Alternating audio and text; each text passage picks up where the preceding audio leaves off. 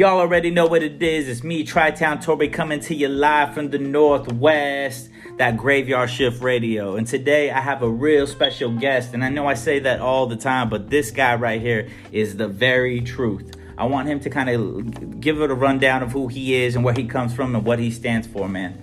You know what I'm saying? Roque, Pasco, Kennewick, Tri-Cities, you know, repping out here. Black market shit, dying breed shit. You know what it is.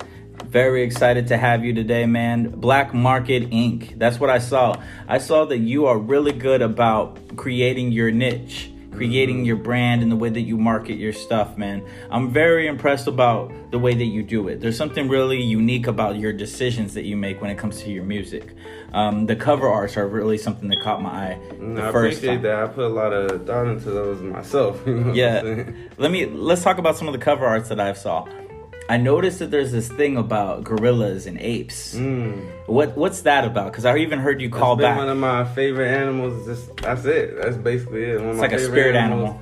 Not even. I guess one of my spirit animals. I feel like if I got a spirit animal, I got a few gorilla, tiger. You know what I'm saying? Wolf somewhere in there. Yep. But yeah, gorillas is my favorite. One of my favorite animals ever since a kid. So I don't know, just keep it around. I love it, man. It's a real unique aesthetic to your music because when you hear the music, there's something really raw and rugged about your approach. So it isn't some out of the water shit to associate the gorillas, fierce power. Yeah, that's why it's funny because like that was my favorite thing growing up, and then this is only right I connected to the shit going on now because it's just so gorilla-like, Yeah.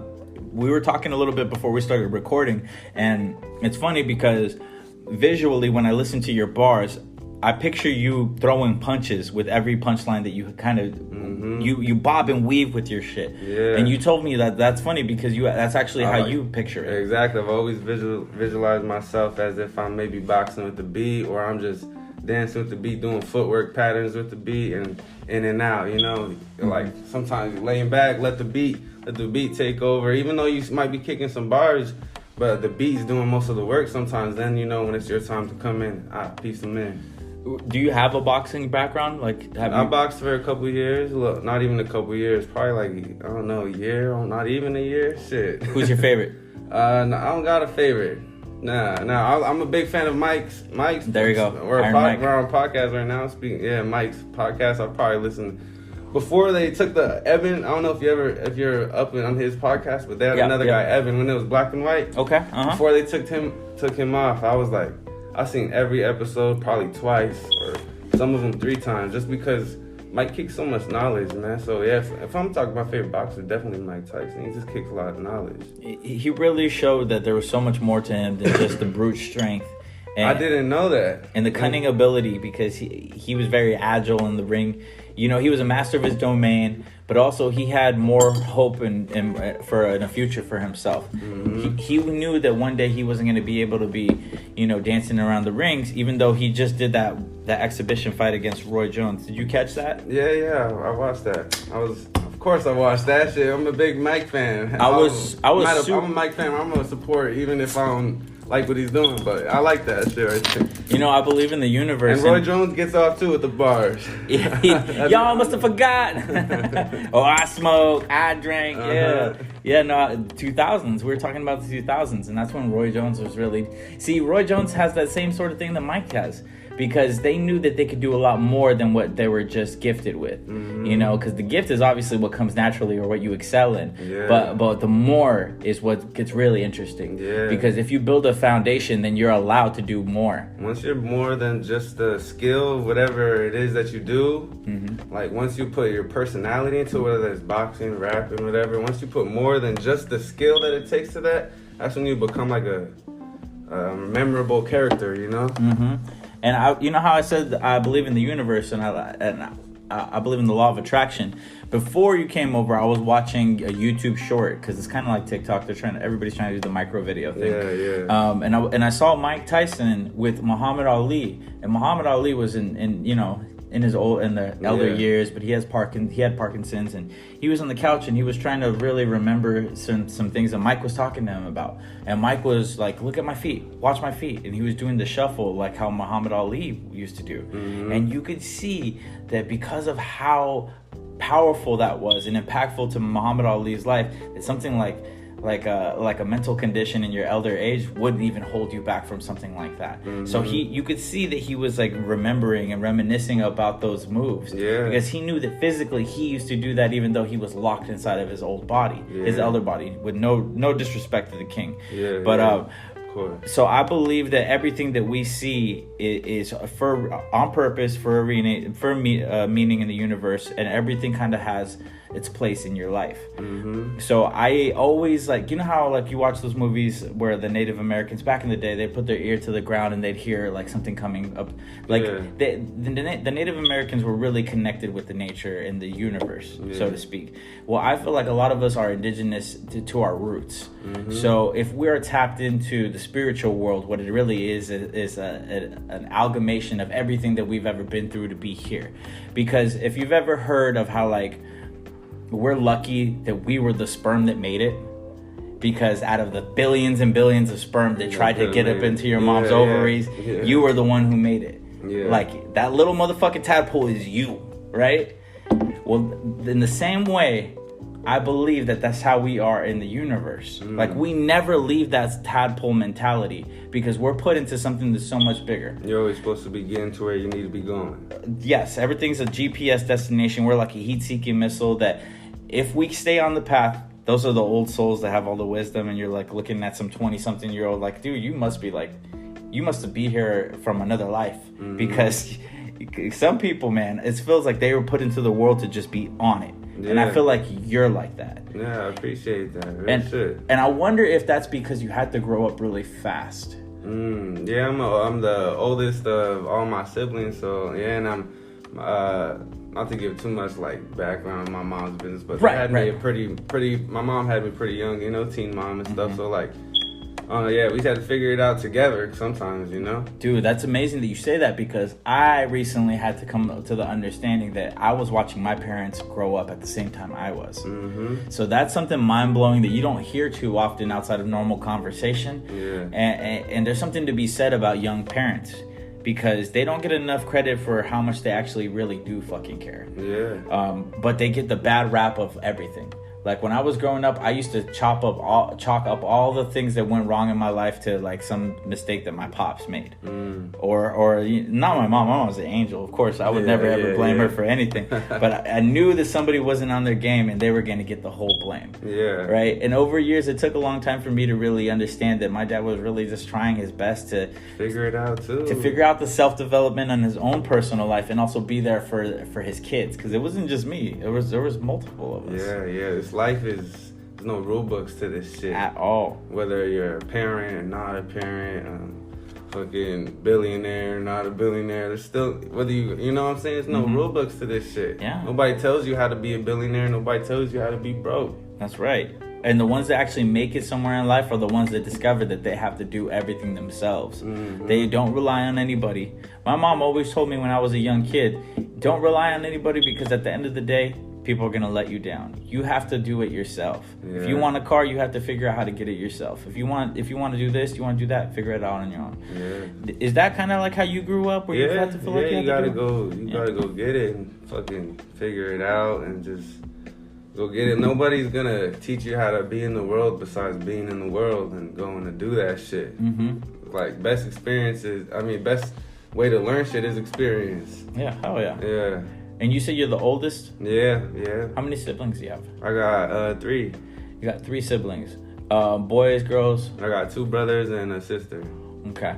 Did you realize that you had to be rough with your brothers so that they could learn some hard lessons? Yeah. Well, to be honest, I'm 23 right now, and my brother that's right under me, he just turned 19. So he's been. I would say he's been around. Like he's been my partner in kind of navigating my childhood for real. Is he a lot like you? Yeah. I would say we're a lot different too, but I would say we're a lot like also. The good stuff, right? Yeah, good stuff and bad stuff. Shit. You gotta take the good with the bad. I gotta take the bad too. If I'm you know what I'm saying, I gotta be responsible for the good and the bad I gave. Let's talk about your rap name. Go ahead and say it for the people who might pronounce it as just Roque. It's Roque. And not because you're asking right now, but I'm just spitting right now. It's Roque, baby. Say the name right, bitch. I did trial and errors. That's how I became like this. I had to ask because I know that I was fucking it up. Yeah, no, I just had to throw that out because I'm gonna drop a song that says that shit, and I don't want nobody to think I'm coming for their necks for saying my name wrong. You know what I'm saying? Hey, but it's my middle name, yeah. So it's not no made up shit. When I thought it was rock, like a cool way to spell rock, and then I was also thinking like, man, this guy must be like into like Rockefeller Records, or you know what I'm saying? Nah, it has nothing to do with rock. It's just Roque. Cool. Yeah. It's even cooler because it has its own origin in your life, as opposed to just like being a fan of somebody. And saying, I'm gonna play funny because I used to like. When I mess around freestyle, I used to go by like Dr. DJ. Those are my all initials of my whole name, Danny Roque, and then my Dak and I Jr. Yeah, so I used to go by Dr. DJ. Some people might know about Dr. DJ. So you're a thinker. Man. Definitely. And you're clever. Because thinking is one thing, but being clever is a whole nother fucking beast. Yeah. Because we can take in information and we can regurgitate it to seem as if we're somebody that we're not. Yeah. But then there's actually applying that information to your life. And that's what makes you who you are. Mm-hmm. And what I realize is that you have I feel like I know you by listening to your music, man. Yeah, that's funny you say that because I feel like a lot of people don't know me, man. And even people in my regular day-to-day life don't really know me all the way. And like, all you gotta do is listen to my music, man. That's it. It's an open book. I feel like I'm one of the most open books out there, man. And it's because what is it about you that makes you want to open up and tell your story to the world? What is it? What deep inside do you feel like is gassing this up? Is fueling you, so to speak? I feel like I'm a better MC than other rappers. That's what keeps me to keep rapping and keep going, and then to tell my story. I mean, like, I can't be no fake shit, so I have to tell my story I can't be out here saying them, you know? Yeah. It just it has to be this way. It has to be this way. So you have, I'm going to relate to you for a second. I don't want to take over your podcast. Yeah, no, go ahead, man. I'm on your podcast, your platform, man. When I came into the game, I knew that I was better than niggas. I knew that motherfuckers could not fuck with me. Mm-hmm. I knew that I ran circles around people's thought processes. Mm-hmm. And I still feel that way to this day. Yeah. Because you have to. I'm only 33. Yeah. That's the age of Kendrick. That's the age of J. Cole. And if they're at their top tier, like peak of their career, then I feel like I'm a more dangerous MC because I haven't even got all the shit that they have. Right? So I know that battery that you put in your back, when it's like that, it's a Tesla battery at that point. Mm-hmm. Because it's solar paneled, like you could be charged up by just living. Yeah. And that's why I get excited when I listen to your music, because like, dog, I really listened to your music. Yeah, there I appreciate was bars. You taking your time to listen. I appreciate you making the shit because I could take bars from what you're saying and be like, holy shit, this is non-flammable. Yeah. You can't destroy this. Yeah. You can't detonate that. Like, there were certain bars, I wish I could pull some up right now, and maybe I'll think of them as we do the podcast. Mm-hmm. But like, you have like game that you spit to the young. You could tell that it's almost like you're spitting game to your younger siblings. Yeah. Like teaching them about the world and how to move in a room full of vultures. Mm-hmm. Have you always been that wisdom, driven soul? Yeah. I've been always trying to like, I feel like the human experience. We here to do stuff, and we're not here forever, so. Whatever you find out from this experience, you pass it on to somebody else. Make it easier for them. Maybe they could cut some shortcuts and then keep progressing, so on and so on. Dude, you have this humanity to you. Mm-hmm. I feel like you want to make the world a better place. Yeah. That's one of the biggest reasons I do stuff. I want to even go far with this music shit, so I can help people, man. Like. A lot of people know this shit. I've done a lot of community shit around here, man. Okay. And a lot of community shit just in the small time that I've been rapping out here. You know what I'm saying? And it's like, let's talk about. I've even done some of this shit and out of my, out of my own pocket, and not even fucking get nothing. Nothing. My pockets don't benefit. Right. You don't even think twice. My pockets are hurting from it sometimes. You know what I'm saying? it's like but yeah, like it's funny that you bring that up. I definitely want to be, man, like humanitarian. I want to add that to my resume of just shit that I do. I feel it, brother. I'm the same way as you because like I'll even help out underground artists the same way I would help out an organization. Yeah, I look at you having me on here as helping out, man. I ain't gonna lie, because you know why? Because not a lot of people who are, because it's funny, like TC rap or Washington rap, there's almost like a mainstream of Washington rap. Yes. And it's like, not a lot of people come down here with the dogs. Yeah, real with shit. The fucking They're animals. scared. They can't walk with the dogs. Don't nobody want to come with the dogs, man. Because it's funny, not a lot of people know about shit we got going on. Mm-hmm. A lot of people have heard of our shit or just my shit or somebody's shit to do with the camp, and it's like nobody want to come out with the dog. So I respect you a lot for coming down. Hey, brother, you know what? I'm the type of guy who doesn't wait for an invitation. Mm-hmm. I come knocking on doors and I offer what I can because my intentions are pure. Yeah. Like when I approached you, I had listened to your music for several months before I even approached you because I wanted to make sure that you were really that guy. But when Firewood 2 dropped, which we're gonna get into right here pretty soon, I knew that I had to move quick. Yeah. Because I didn't know if I could catch you in the space that you were in for much longer. Because we move, we grow, we evolve. But I felt like Firewood 2 would be a perfect time for us to talk about a project and also get to know you as a person. Yeah, it came out. You hit me at perfect timing. Perfect timing. And I also knew that if I hit you up, you would set the appointment and you would be there. Yeah, I'm a very punctual person. I'm gonna be there. I come from sports, so if you're not there fucking on time, you late. I feel that 100%. If you're not there 15 minutes early, you late. So, could you say that your drive kind of comes from your sports upbringing? Definitely. It's funny. A lot of my life, I'd be going back to just some of the shit that, like, day-to-day shit, like in football and shit. You try your hardest. You know what I'm saying? You're trying to get to the end zone. Keep going. Life is like that. Like, you're going to keep going no matter what. You don't want to go backwards, you know what I'm saying? Sometimes you might go backwards, and that happens, but at the end of the day, you got to get to where you going. Yep. You cannot stop, and you got to pick up what you learn along the way and carry it. Mm-hmm. So I feel like if we carry the things that we pick up, we become stronger naturally, and it becomes baked into us. And then not to cut you off, if I want to go deeper on it, like just like football, like to get to where you're going, sometimes it's not just you; it's bigger than you. It takes the whole team takes multiple people to get to where you're going. It's like the village mentality, you know. It takes a village to raise an individual. Yeah. Well, it takes a team to raise a superstar. Mm-hmm. I completely agree with that. Do you have a team personally for your music, like, or is it just you? It's like depends on what area of you know. As for like people that rock with me, support and day to day keeps it going, I would say I have a team, you know, people that rock with me and stuff. But as for like recording and everything like that, I do everything. You do everything by yourself. Yeah. Okay, that's incredible because I know that what you do is you drop whole completed thoughts. Mm-hmm. Like you don't half-ass anything. Like I saw like the promo that you did for Firewood.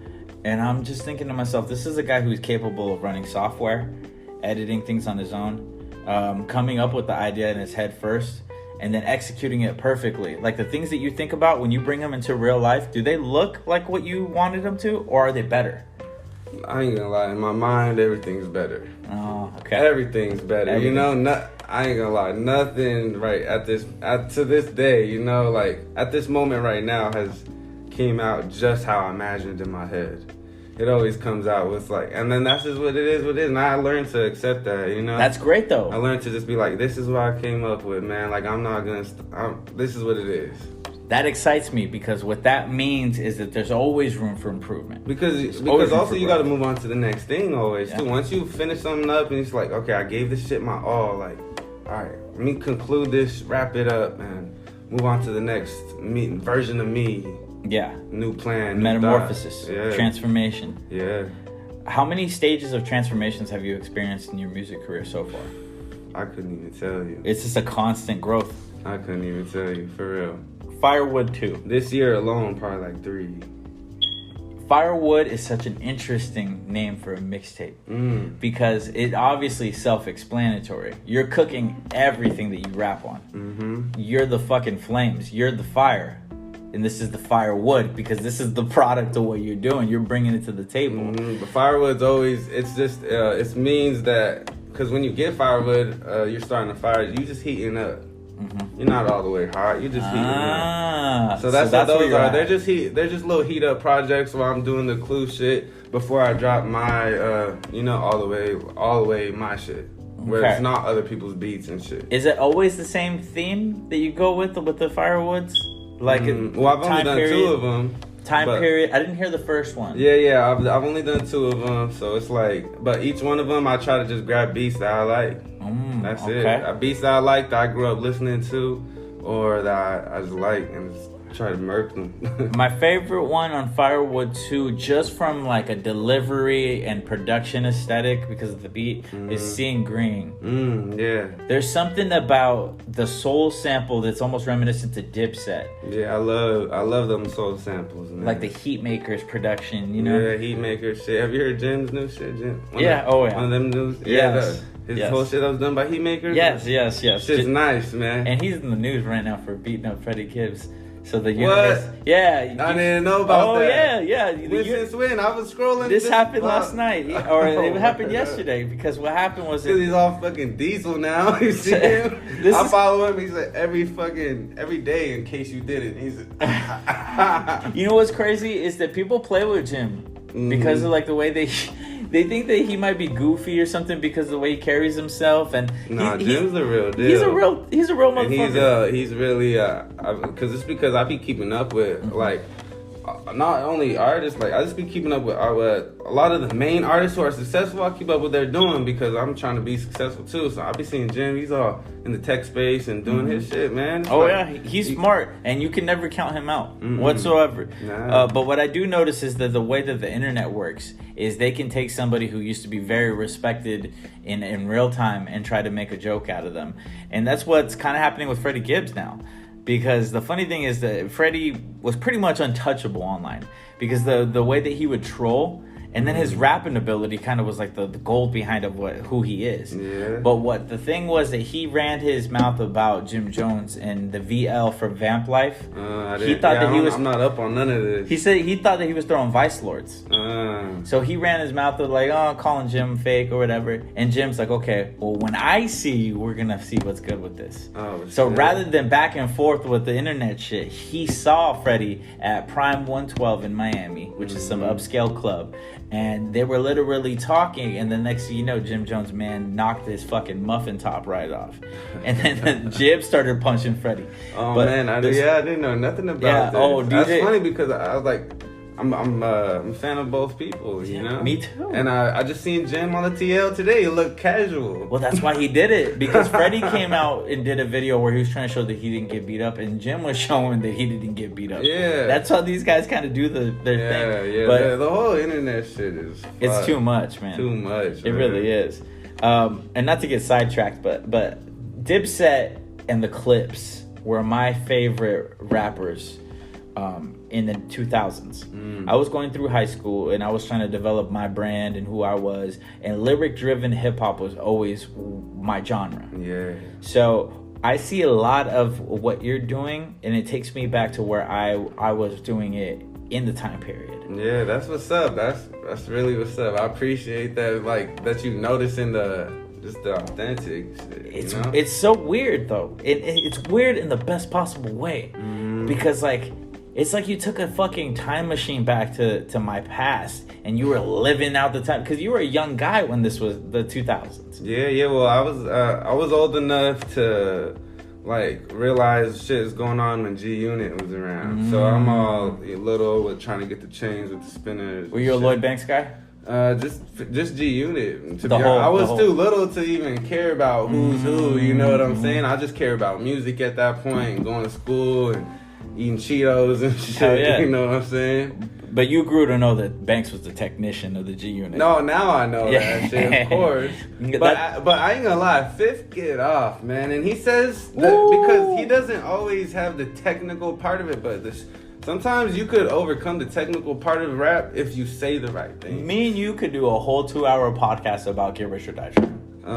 Because that album was masterful. Yeah. I've heard a lot of album reviews done about that album, and nobody's done it completely the right way. That's up. That one's up there. One of the best. With one of the it's best top ones. 10. Yeah. It has to be, because if we big up Blueprint the way that we do, or Illmatic, or Stillmatic, we have to big up. Have to, because the thing about Fifth too is he started doing his own hooks and melodies and shit. That's Nas and Hove. They weren't doing that. They weren't doing that. Many. That's just showing that, and that's another reason of showing me that just like that's Fifth's probably one of the biggest inspirations too, because it just shows me like, okay, maybe I don't have somebody to do the hook. I'm gonna do my own fucking hook. I don't need nobody in here with me. I'm gonna do the hook, and that's Get Rich or Die Trying almost. A lot. He does a lot of his own hooks, melodies. I'm like, that's tough. I don't think I've ever heard anybody get to the roots of why 50 does melodies. Like, what happened in his life that made him just become this? I just look at it as like, yo, I'm gonna do my own shit. I don't give a fuck. Like, if I don't got the person, the right voice around. That's how I look at it. You're right, because he is a businessman. Like, at the end of the day, there doesn't have to be any deep meaning to the shit that he chooses. Yeah, it's right? like, man, I'll do it. If nobody's gonna do it, I'll do this shit. Because he saw Ja Rule. Or I know how I want to do it, so I'll do it how I want to do it. Do you think that he saw what Ja was doing and kind of took a little bit of the harmonies, the melodies, and kind of just ran with it? Maybe. Because he completely disintegrated Ja Rule. He removed every ounce of credibility that Ja had. Yeah. And you know that the only reason guys listened to Ja was because there was some credibility there. Mm-hmm. So when 50 destroyed fucking Ja Rule, you noticed that there was a whole change of the paradigm. Because everything was different. People didn't want to hear about the mainstream stuff all the time. It's like, yo, it's real people out here. We struggling. Real shit. We now had a superstar who got shot 9 fucking times. Yeah. That line that he has, he got hit like I got hit, but he ain't fucking breathing. Yeah. Many men, like that line right there is just so. That shows you the genius of 50, because he doesn't have to overcomplicate. He's the best to like just do the whole thing, you know, not just music, you know, like, and he's still doing it. Actually, I'd be watching his shows. It's amazing because you have 50 Cent and Eminem, who are the opposite of each other in every fucking way, but together. It was just an amazing combination. Yeah. Because you have 50 Cent, who is a lyricist in the sense that he will condense things down to its simple form and get you to like trip out. I could talk about that shit forever. How you just have to put like, because I'm sure you could too. You could rap as technical as you wanted to and say the biggest words and still make it make sense and shit. But you have to make it palatable to the average listener. Yes. And Fifth does that shit. Shit, it's natural. It's a language, Sam. Yeah. But that could come from his drug dealing background, because a lot of us guys who, if you've ever messed around with trapping or anything, you realize that you got to boil things down to the simplest form when you're dealing with people. Yeah. Because you can't overcomplicate things, because that could mean the difference between you eating today or not. You know? So I got a lot of respect for people like Hova, people like 50, because they're essentially from the street corner. You know? Jay literally was the guy who had to write the rhymes to the songs in his head, because he wasn't going to be able to run to the car and write the bars down. He had to be standing right there, or else he wasn't going to get this and that and this and that. Yeah. So the East Coast is really heavy as an influence in your life. We're going to bring it all the way back to Firewood too. But I want to talk about why the East Coast. That's funny you say that, because I didn't even grow up on like the East Coast being a heavy influence. Like, I grew up on the regular shit that people grew up on, but my dad, my dad's from California, so I grew up on Snoop Dogg and Dr. Dre. Me too. Warren G. This is the things I grew up on, you know, with DJ Quick and these types of things, E40, just shit like that. But the thing is, like, my parents, they listen to everything. So, and then I naturally gravitated toward, I guess, some of the East Coast shit, just because they're some of the only people telling stories left by the time I'm old enough to start caring about what music's doing. Yeah. It's amazing that you say that, because I see a lot of me with what you're saying, because I am heavy West Coast influence in my early days. Yeah. Because DJ Quick was the first rapper that I ever memorized lyrics from. Yeah. You can hear stories if you listen to my stuff, or you can hear like my parents talk about it. I was able to cuss as a young kid, like maybe 3-4 years old, because they thought I was adorable. My family, my parents. You were singing the lyrics, or I was singing the lyrics. Like, literally, they will tell you, I used to sing, I love black pussy. Always talking about it because I love it. Yeah. This was a DJ Quick lyric. But there's no way in any kind of world that they would ever let a kid say this unless he was just adorable. Yeah. So I've always kind of gotten away with being, as edgy as I wanted to be because I'm kind of, I was kind of cute as a kid, growing up. Yeah. But when it came to like rapping later on, I had to realize that I wasn't that fucking adorable kid anymore. So when I was trying to be a rapper, the techniques that got you the attention as a kid were fucking gone. And now I was in middle school, trying to get into high school, trying to figure out how I was going to make a career out of making music. Yeah. But I only knew one thing, that I was comfortable doing my thing in front of people. Yeah. So the West Coast upbringing really resonates with me, but at one point it wasn't a strong enough drug anymore. At one point you probably got too smart and you're like, man, this is dope and it sounds dope, but I need something I need somebody to talk to me, man. Yeah. I need some guidance. I need some. Yes. And you're not always getting that, especially back then. You weren't always getting it from the West Coast. I ain't gonna lie. True.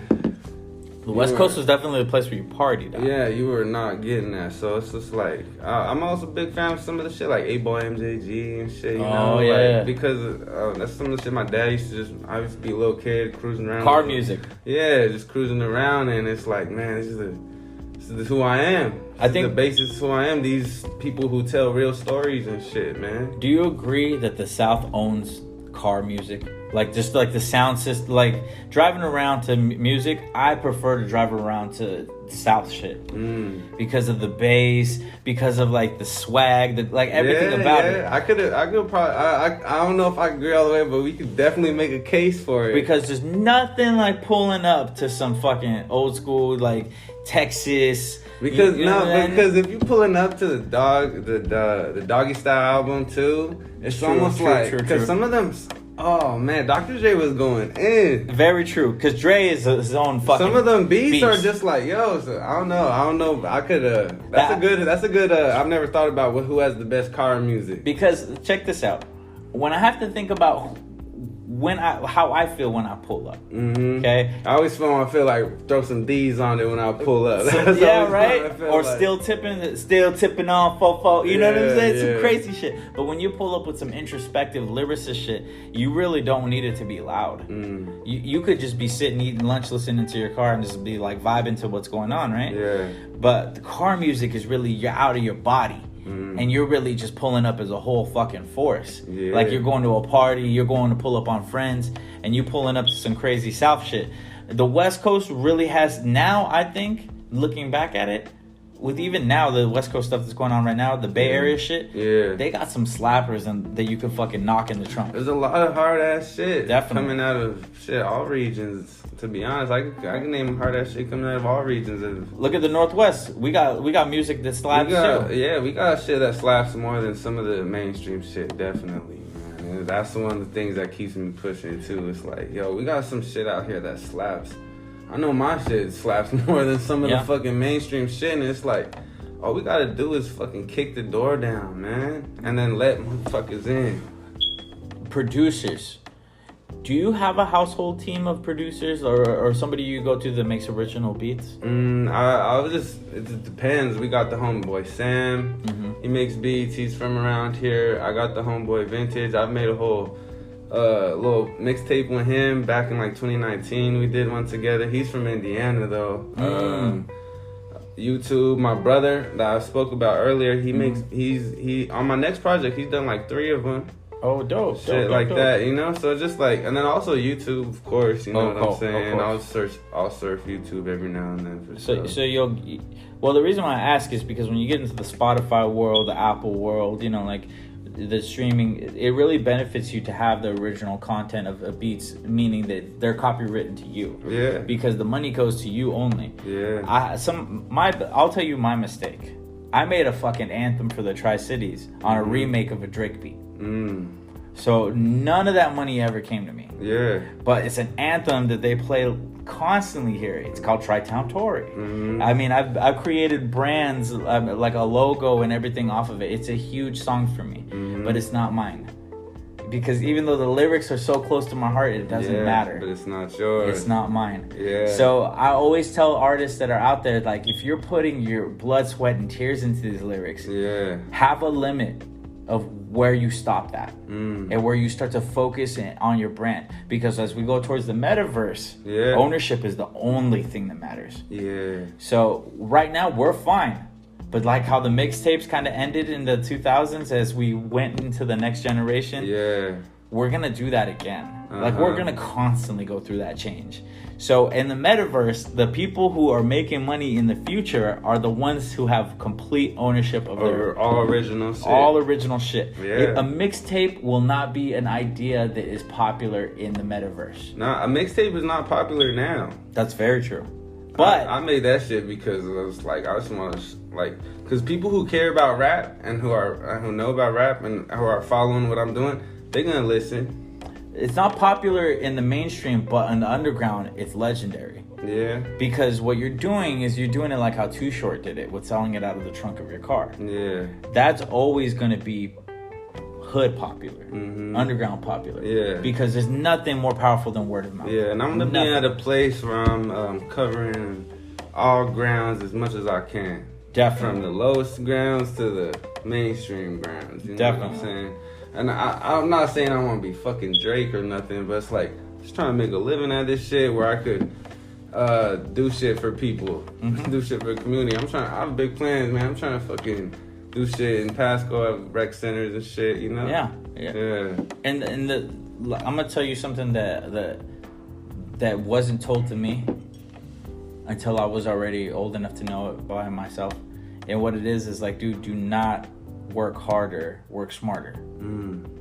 So like all the energy, and I heard something today. The universe is amazing. I heard something today. There's a guy named Jordan Peterson who's a philosopher, speaker. He's amazing. If you ever look into him, you'll be mind blown. This guy right here, what he said is, hard work will get you somewhere, but having a high IQ will always make sure that hard work gets you further. So what that means is, like, you could have somebody who puts in 80 hours a week and they're the hardest worker, and you can have another guy who puts in 80 hours a week. But being that one person has 20% or 20 more points on their IQ, they're gonna be further than the person who put in the same amount of work. So at a bare minimum, hard work is not enough. Hard work is not enough. You have to actually have the compute skills in your head to process the information and apply it where it needs to go. So that's when we go back to the whole smarter, not harder thing.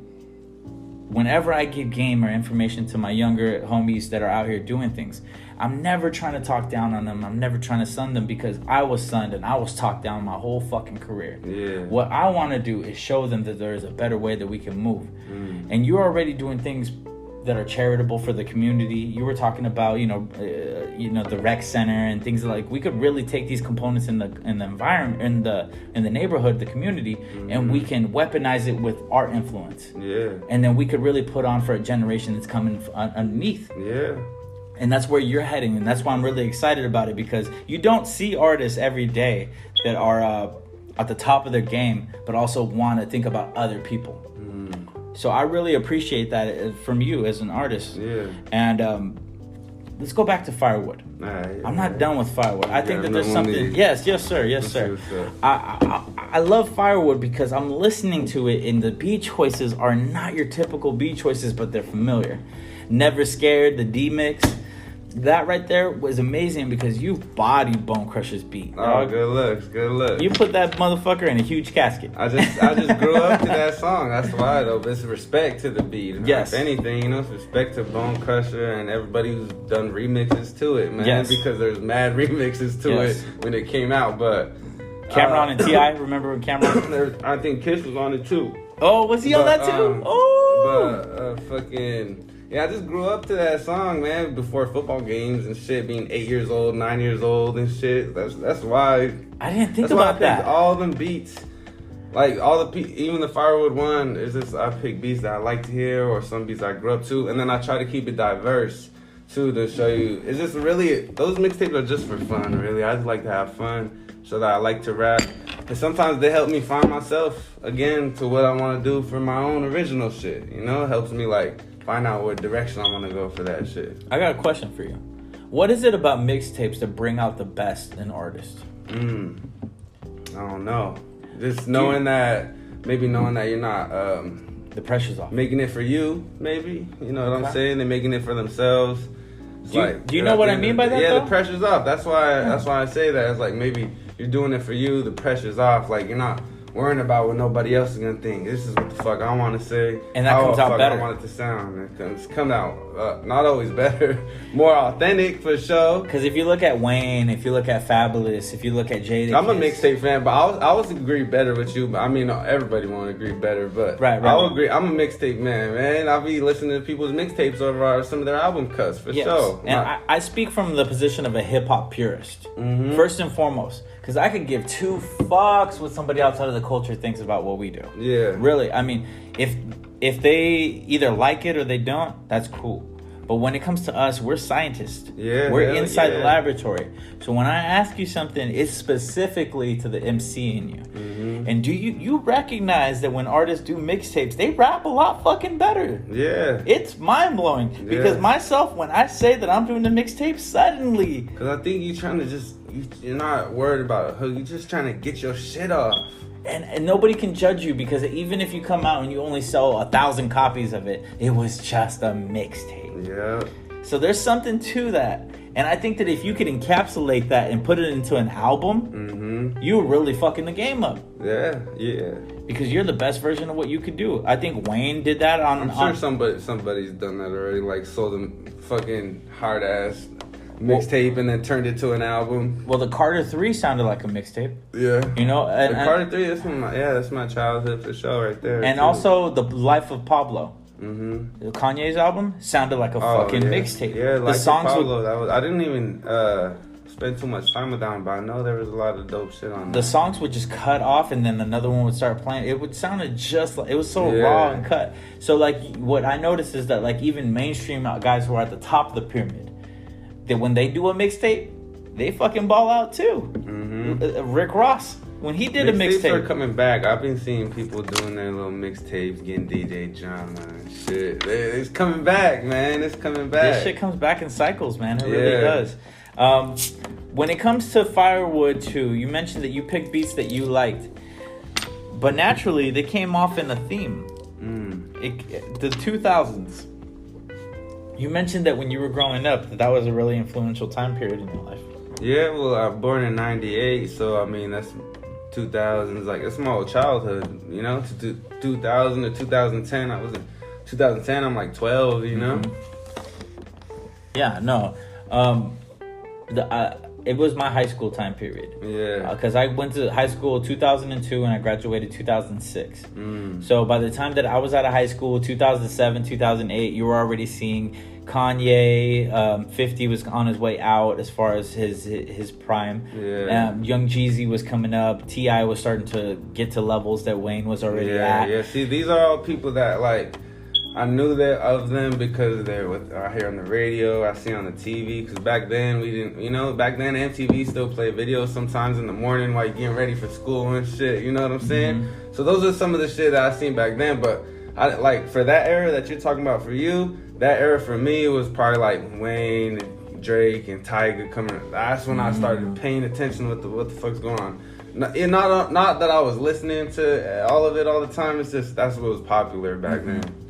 So Firewood 1, what did you learn from going from Firewood 1 to Firewood 2? Firewood 1 from Firewood 2. Firewood 1 was in 2019, I think, at the end, beginning 2020. So before the pandemic, really? Yeah, like right before the pandemic, Firewood 1. That one, I was just, I was just trying to have fun on that one too. So from that one to this one, I learned just I don't know, about being more of a man, I guess. That's all. Be more assertive about your shit. Yeah, just being I haven't learned nothing like specifically about music since then, but between that time, for sure, just about growing as a person. So you were tightening up the bolts. Yeah. It's funny to listen to Firewood 1 and then Firewood 2 now, because that one I could just tell some of the bars was just a younger mind than I am now, you know? Yeah, definitely. Yeah. I'm sure you know about this shit. Some of you hear some of your shit, you're like, I would not say that today. Even though it's still fire, but I just like, the person I am today just that wouldn't come out of me. Yeah, no, I totally know what you mean, because there's sometimes, because when I came up in the rap game, it was the Wayne era completely. So, pussy motherfucker, you know, like, we would say stupid shit like that all the fucking time about, you know, sex and this and that, and to the point of where your music really was parentally advisory. Yeah. Because you were forcing it. You were trying to be the most obscene thing that you could possibly be, because that was what separated you from everybody. Nobody wanted to be a clean rapper whatsoever. Yeah. But now, as I'm older, what I see is that there's a level of mastercraft to not cussing. And to not saying things that are naturally easy, or you know what I'm saying? Yeah, my first mixtape, I don't think I cussed in it. I maybe cussed a couple times. It's not even on SoundCloud anymore. I deleted it and shit. But yeah, I definitely had that in mind when I was first trying to make music. Like, I don't know if I want to cuss that much because it won't appeal to most people. And it's also filler.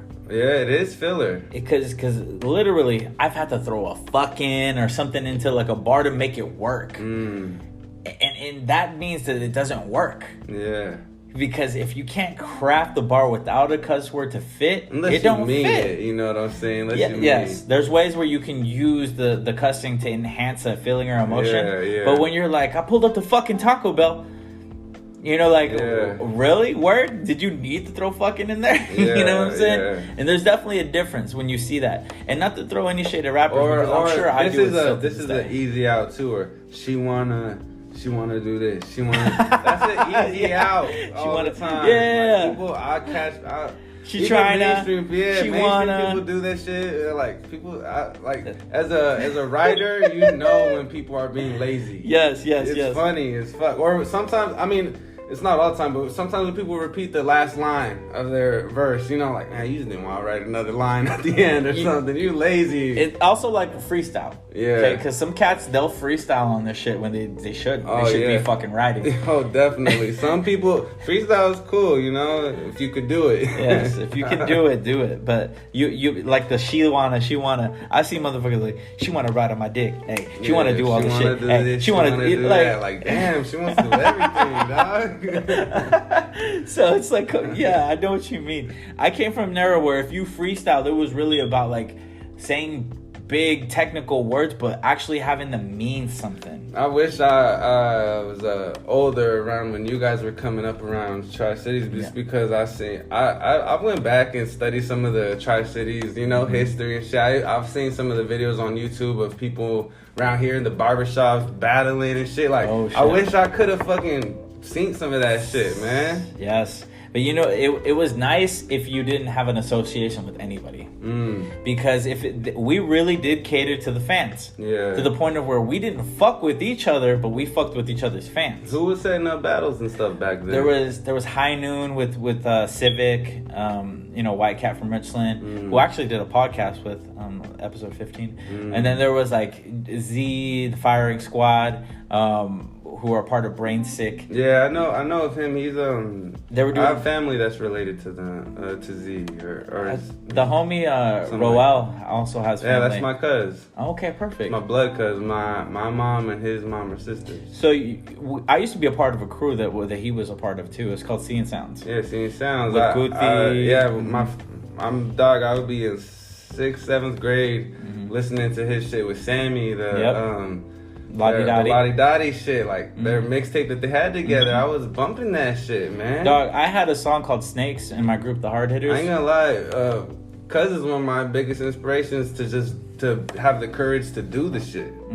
You know what I'm saying? But my bad, go ahead. No. We could talk about him all day too. I love the guy. I mean, we have 3 or 4 different songs together. Oh, okay. I didn't even know that. Shit. Yeah. I have to hear those. You gotta send me those after this. I'll have to. I ain't lying to you. This is I ain't playing. Cuz is like, he one of my biggest inspirations, man. For real. He's naturally gifted. Naturally gifted. I mean, personally, between me and you, this is an exclusive because I don't usually air this kind of shit out. But between me and you, I feel like he should go back to who he was. Yeah. Because he was so, like, when he was singing and he was really showing everybody that he was different. But when he does this more of like what is going on in the regions that he's in, I don't feel like his identity shines. Yeah. And no wait till you matter hear him on my what- new shit. He's great. I got him on my new shit, sounding like the old Sway the Wave, Okay. man. I love. Oh man, I just like it's so classic to me, man. And partially it's probably because when he left us, he left us. Like, yeah, I when know went he up to did. Seattle He and did San to Diego. North Dakota, or I don't even know, North Carolina. I don't know, man. Yeah. He dipped all over. I know what you mean, man. So I felt like we lost a big chunk of what we had going on, but at the same time, I watched him grow. I just don't feel like it's like it benefits him to grow in the way that he did, and that's hard shit to say because people are naturally going to take that as shade. But it's just I will come come to this defense. This is life, you know what I'm saying? Life happens, and you are not the same person you were back then. True. Just life happens, shit. He's a very, very mentally creative person. Cuz is smart, and he get like that's what I'm saying. Wait till you hear him cuz that's how I know. In a sense, I agree with you what you're saying. You know, like his old shit is not the same as his new shit. But I got him back in his old bag. Good, dog. good. I got him back in the I'm old excited bag, to and hear I'm that. like, oh man. Because he used to rap from the heart, sing from the heart. Hell yeah, that's you why could I'm fucking saying tell. cuz wasn't like he wasn't fucking around back then. And I'm like a little kid, you know what I'm saying? So I'm all looking up to that shit. For real, one of the biggest inspirations to give me the courage to. Fuck it, I'm gonna drop my first song. I'm gonna drop a song. I don't care what nobody thinks. I don't care what the fam thinks. Because we're from the same family, too. So we gotta keep it all the way authentic or the fam's gonna know we lying, too. So Definitely. he keeps it real for sure, too. And Yeah, you could never poke holes in anything he's ever done. Nah. I've given him shout outs on my songs. Like, I put him in the hook. Like, him and his that brother Rare Cruz. song, you know the Rare song? Rare. That shit should have been, that shit should have been a classic, man. It should have music Dude, video he's got to one it. or two on everything I he coulda ever seen, drops. I could have seen that shit. I could have seen that song everywhere. He one or two songs on everything he's ever dropped is usually goes like that. Yeah. Like from the first mixtape, Catastrophe, to like, you know. So you were getting down with seeing sounds and everything back then. Yeah, I was definitely one of the more OG members. Of the group. Okay, yeah. I don't know about none of this. I'm all like young. I probably seen you. I probably seen you at one of them little shows at Ray's or something. Yep. We used to do a lot of shit at Ray's. Some of them shits were, I could go to them, so I would be like the young as fuck, going with my mom. We used to go throw support the shows. and shit. Okay. We used to throw the shows because they didn't give a. There was nothing going on for us. We were the first cast to really put on make for a shit lot of happen. Yeah. So I'll tell you how that went. We would go to Ray's because of the metal shows and the hardcore shows because they were the ones that were getting the love. And then we would talk to the fucking bartenders and be like, what's it take to get a show going on in here? Yeah. Like, you just got to rent out the place, and then we'll break you some bread from the door or whatever. So we figured that out, and then we did our first show back in like 2000 and like 7 or 8 or something. And a lot of shows, we would put Swavy Child on the show. We would put Hustley on the show. We would put G-Loke on the show. Like, everybody who we were fucking with, we would put on the show. And that's why when I mentioned earlier... You guys had some dope shit going on back then. The whole scene sound... Because even I was like... I feel like... I don't know. Because not only because that was my cuz, like, just the whole movement of what was going on, the shows being thrown, like, shit was dope back then, man. I wish I could have been a little older to see what the fuck was going on. You don't realize it until you get far away from it, but it was a golden era. It really was. Yeah. And I'm gonna bring that back because I'm actually talking to some people about buying Rose Golden Line. Because it takes a lot of. It's gonna need like $100,000 worth of like renovations. Yeah. But I'm Mexican, man. I know people who fucking do floors. I know people who do walls. Yeah, people will bust some shit out. You know what I'm saying? Like, I don't think it will cost us that much. Yeah. Because $100K in white people money is like $20K in Mexican money. Yeah. Because we can't we have the resources, the hard work, we can make everything happen. If you did that shit, man, that shit would be nuts. You know why? Because like just in a smaller version, a TC version, like performing at Ray's would be performing like somewhere big, somewhere else, just because of like some TC shit. You know what I'm saying? It's legendary. Yeah, that shit would be funny as fuck. That Frank Sinatra Jr. and also Tina Turner performed at Ray's Golden Line. Oh, word? Yeah, it's been around for plus 50 years, or it had been around for plus 50 years, because the one family ran it. Tina Turner performed there? Oh shit. This is what Stan told me, and Stan's dad, Ray. That's Ray's Golden. Oh, you know okay, what I mean? okay, yeah. He ran the whole shit. So, like me, I'm the type of person who gets to the root of things. I don't ever stay on the surface level. It doesn't benefit me to stay on the surface level. So I figure out who's behind things and what works, and that's what's been able to make me Tri-Town Tory, because I get to the fucking roots, man. I am the soil. Yeah. So at the end of the day, you know, like, the Tri-Cities has really grown into a place where we can actually work together, and we can actually do things for the culture and the youth. But it didn't used to be like that. Yeah. It used to be real kings and queens mentality around here, where you knew who you knew, and that was all that you needed to know. Yeah. And you didn't fuck with anybody outside of that. Yeah, yeah. But I love seeing sounds because... But it can be kings and queens, but people just gotta be able to work. You could be a king and fuck with another king in his area. You know what I'm saying? Just come to a mutual understanding. When insecurities go out of the window. I look at this situation like that. You're a king of your world. I'm a king of my world. This is big right now. You know what I'm saying? This is a big thing. If anybody knows you and knows me, they're seeing this. Yeah, this is a big thing. It's like this is a big thing for TC. I feel like you know what I'm saying. This is like kings having a conversation, man. Real shit. Yeah. Real shit. It's respect, and also it's paving the future. Definitely. Because we're definitely gonna have a couple songs together. I can see me and you doing an EP or something together. You know what I'm saying? Yeah, I'm down to work, man, for sure. I'm always fucking down to work. Because, like, I need somebody to challenge me artistically. Because, like I said, we're cut from the same fucking cloth, man. Like, if you're a loyalist to this sound, to this culture, then you know what I'm talking about. Like, when it comes to lyric-driven hip-hop, we know what it means to say some stuff and actually make somebody feel it with your lyrics and your intent. Yeah. So the Tri-Cities really needs that, because the youth are actually paying attention. Yeah. The same way that we paid attention when we were looking up to the OGs. Yeah. So we have the perfect time right now to do something incredible with this stuff.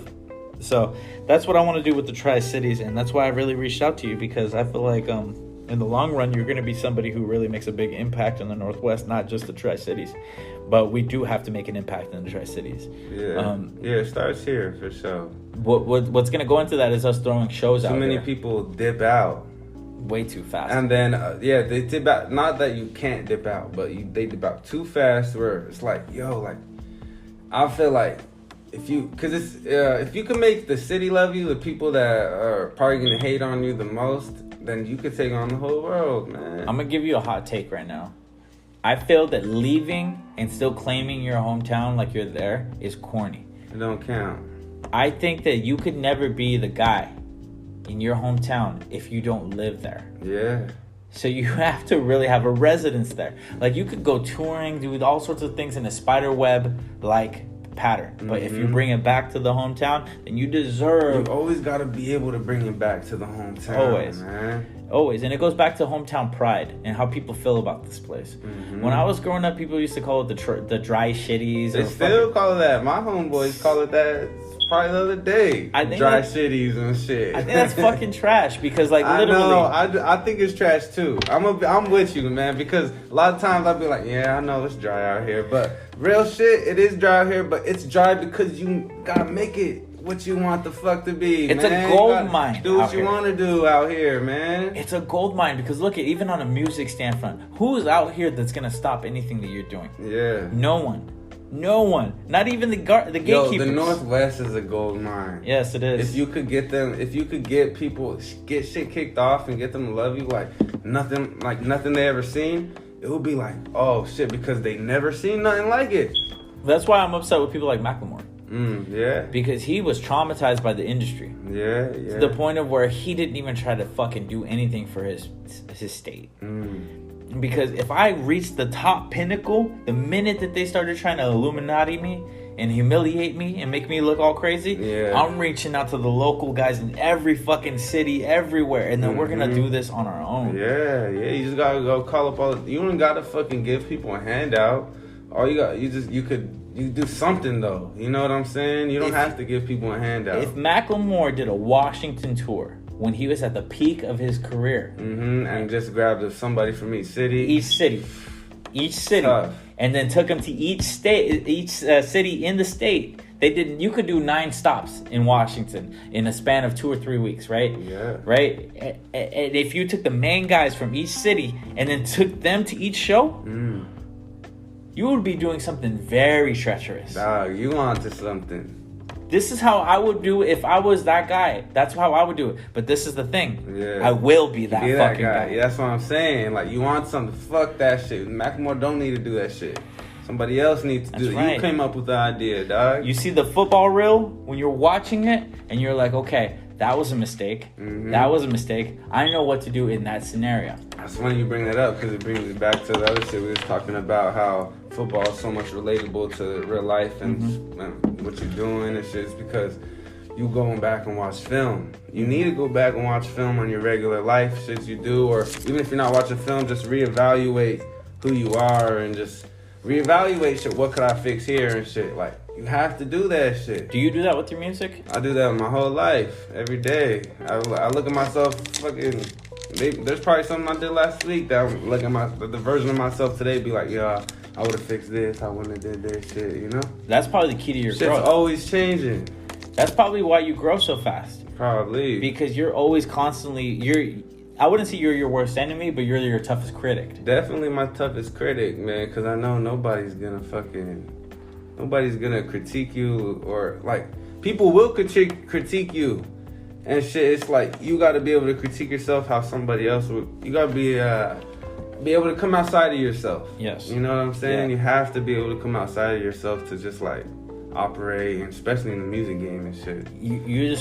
I had a conversation where I talked about that recently, where I said people who are unable to watch themselves from an outside perspective will never change. They'll never grow. Yeah. Because you will never be embarrassed like you are when you're watching footage of yourself when you don't know you're being recorded. Yeah. Because sometimes people will act so out of character and it will be unbeknownst to themselves. But it's funny because it's only to you that you're Very realizing true. those Yes. things. You're like, man, like, you're just critiquing yourself so fucking much. True. And other people are looking at it like, it's just another video. It's nothing. It's nothing. It's nothing at all. But that also speaks to us because we're always going to be the hardest critic on ourselves, right? Yeah. But until you can actually see yourself, and that's where, like, I listen to my podcast, every single one that I do. Yeah. Because I'm always trying to pick apart where I fucked up, where I fumbled the conversation, this, that, Definitely. third. But also with the music. If I ever fuck up on an ad lib or anything that I do, it fucking cripples me. And I always make sure that it never happens again. Yeah. But the reason being is because I don't have my own recording capabilities at this time as far as recording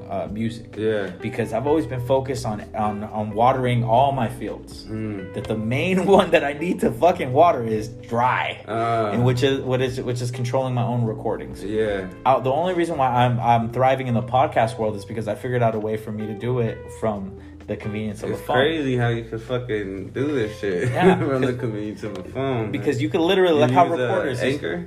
Yes, Anchor. Oh, okay. How journalists used to do it, where they would take a little walkie and then or a little recorder, and they would just record a whole conversation. Then they would sit at home and fucking type the whole thing out. Yeah.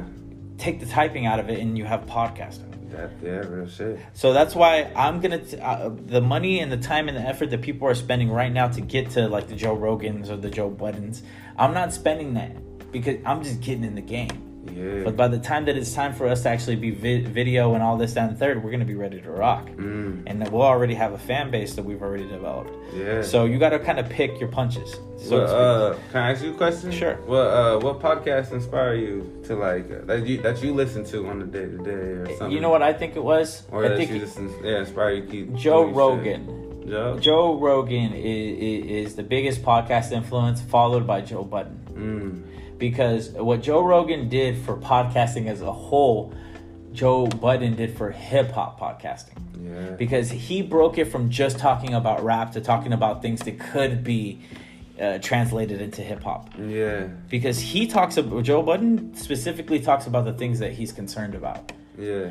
He's somebody who's very thoughtful about the world around him. When he talks about conspiracies, I used to listen to the pod, man, until the whole shit went down to I just like it's not even no diss, and it's just like it just turned me off from the whole Because listening to it. It's just not. I don't know. it showed the nastiness. Don't go back to it. Yeah, and I just showed- didn't like that, man. I just was like, man, I don't listen to either of them no more. You know what I'm saying? You're a person of character. So when someone acts out of body, Yeah, it's just like I'm gonna remove myself. see, I looked at it from a different point of view, simply because I've always been taking in information for my mission. So when I saw the podcast, it wasn't necessarily from an yes, it was entertaining, but it was more of like, I'm trying to see how these motherfuckers work, because I'm gonna move into the space. Oh, okay, yeah. So yeah, I was a fan, man. I was like listening. I was like, oh man, what the fuck the boys doing today, man? What they talking about today? And I was a fan of that in the same manner, but at the same time, I had a hidden agenda as well. Yeah. And what it allowed me to do is, like, when the podcast completely changed, I wasn't so heavily invested in it where I had to make an ultimatum decision of whether I was gonna fuck with it or not. Yeah. I just listened to it. Because no, you know what fucked it up for me? Because do you listen to most of them? All of them. All right, you know what fucked it up for me is when they brought them back.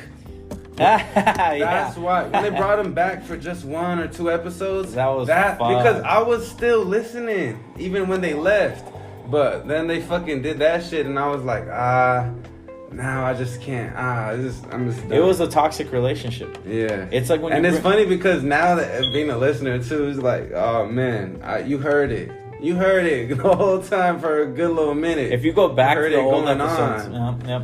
Yeah. But you could see the divide. I thought it was just. I thought they were just maybe so close that they were just joking around, on the pod and shit. The thing about it was that Joe didn't realize the changes that were going on around him. Yeah. See, Maul and Rory were getting closer and closer, and to the point of where they were starting to alienate Joe from who they thought that they were. Yeah, that's why I see it. It's funny, man. He's calling them the Mixie Boys, but started back then.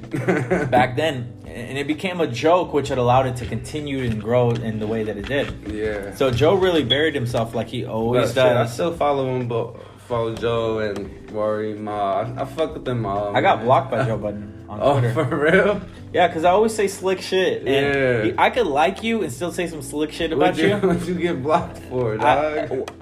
I think I said something like he was chain smoking Newports, or like I made some sort of like the way they joke about people they like. I joked about him and he blocked the fuck out of me. But it's because he's a big mental health it's funny that I saw him reading my shit on my stories. So I knew that he knew because I posted and I tagged him about him blocking me, and he was looking at my stories. But like at the same time, he's a fucking huge superstar, dog. Like I give him more credit than the world does. And he doesn't realize it because he thinks anybody who talks down on him is somebody who's like after him. Nah, it's not like that. It definitely is not like that. He should know better because he's that kind of person himself. Yeah. He will talk shit about people he fucking adores, and then the next thing he'll be right back on their tip. Like that's how he is. Like who was it recently that Big Sean? He was flaming Big Sean. Flaming him? He flaming him. And then the next thing you know that he's like over here like, oh man. He's all buddy. Yeah. No, I remember they used to call him out on that shit. It was like, yo, you talk all this shit about somebody until you with them in person. Yes, then on they're the the pull-ups. best guy in the world. Yeah, on the fucking, the Mall used to tell him that shit. Yeah, at the podcast, I fuck with Maul. I ain't gonna lie, I fuck with Maul. That's like when they were all together, when shit was working, I always fucked with Maul. Maul is definitely the guy who is so comfortable with himself that he's not going to get out of pocket. Right? Rory is the guy who's just like Joe. Where he finds benefit in exploring. Yeah. I agree. I see what you're saying. Rory and Joe, that's why they were so much alike. They were so much alike. But it also shows you how much Rory fucking cared about Joe. Rory was like white Joe. Yeah. Well, that's what Adam 22 said. He said that Rory is real? He's like, Rory's Joe Budden now. Oh shit, I never heard that. But it benefits because Rory has like the benefit of actually going through what Joe is. Yeah. So he knows where to pull the back and not go completely full force.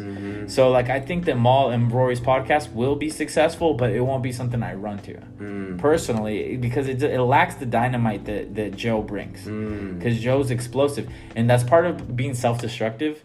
Like where you don't give a fuck what happens to you. Yeah. And that's the best detonation. Like that's the best dynamite. There's nothing better than not giving a fuck what happens to you. Yeah, people love that shit too. People love seeing people riled up and fucking on their rocker saying some shit that they wouldn't normally say or going back on apologizing on some shit. They just love that. People love that shit, man. But contradictions also show that you're great. Yeah. Because look at Nas. Nas is one of the biggest contradictors in the world. Like, if you listen to the way that he would talk about the pyramids in Africa, and then also I would talk about the plight of the black man, and also like Black Girl Lost, like all these beautiful fucking songs. And then he would be like, "Shorty, tell me what's your price?" Talking about give me some head for some ice. You see, you can't do that.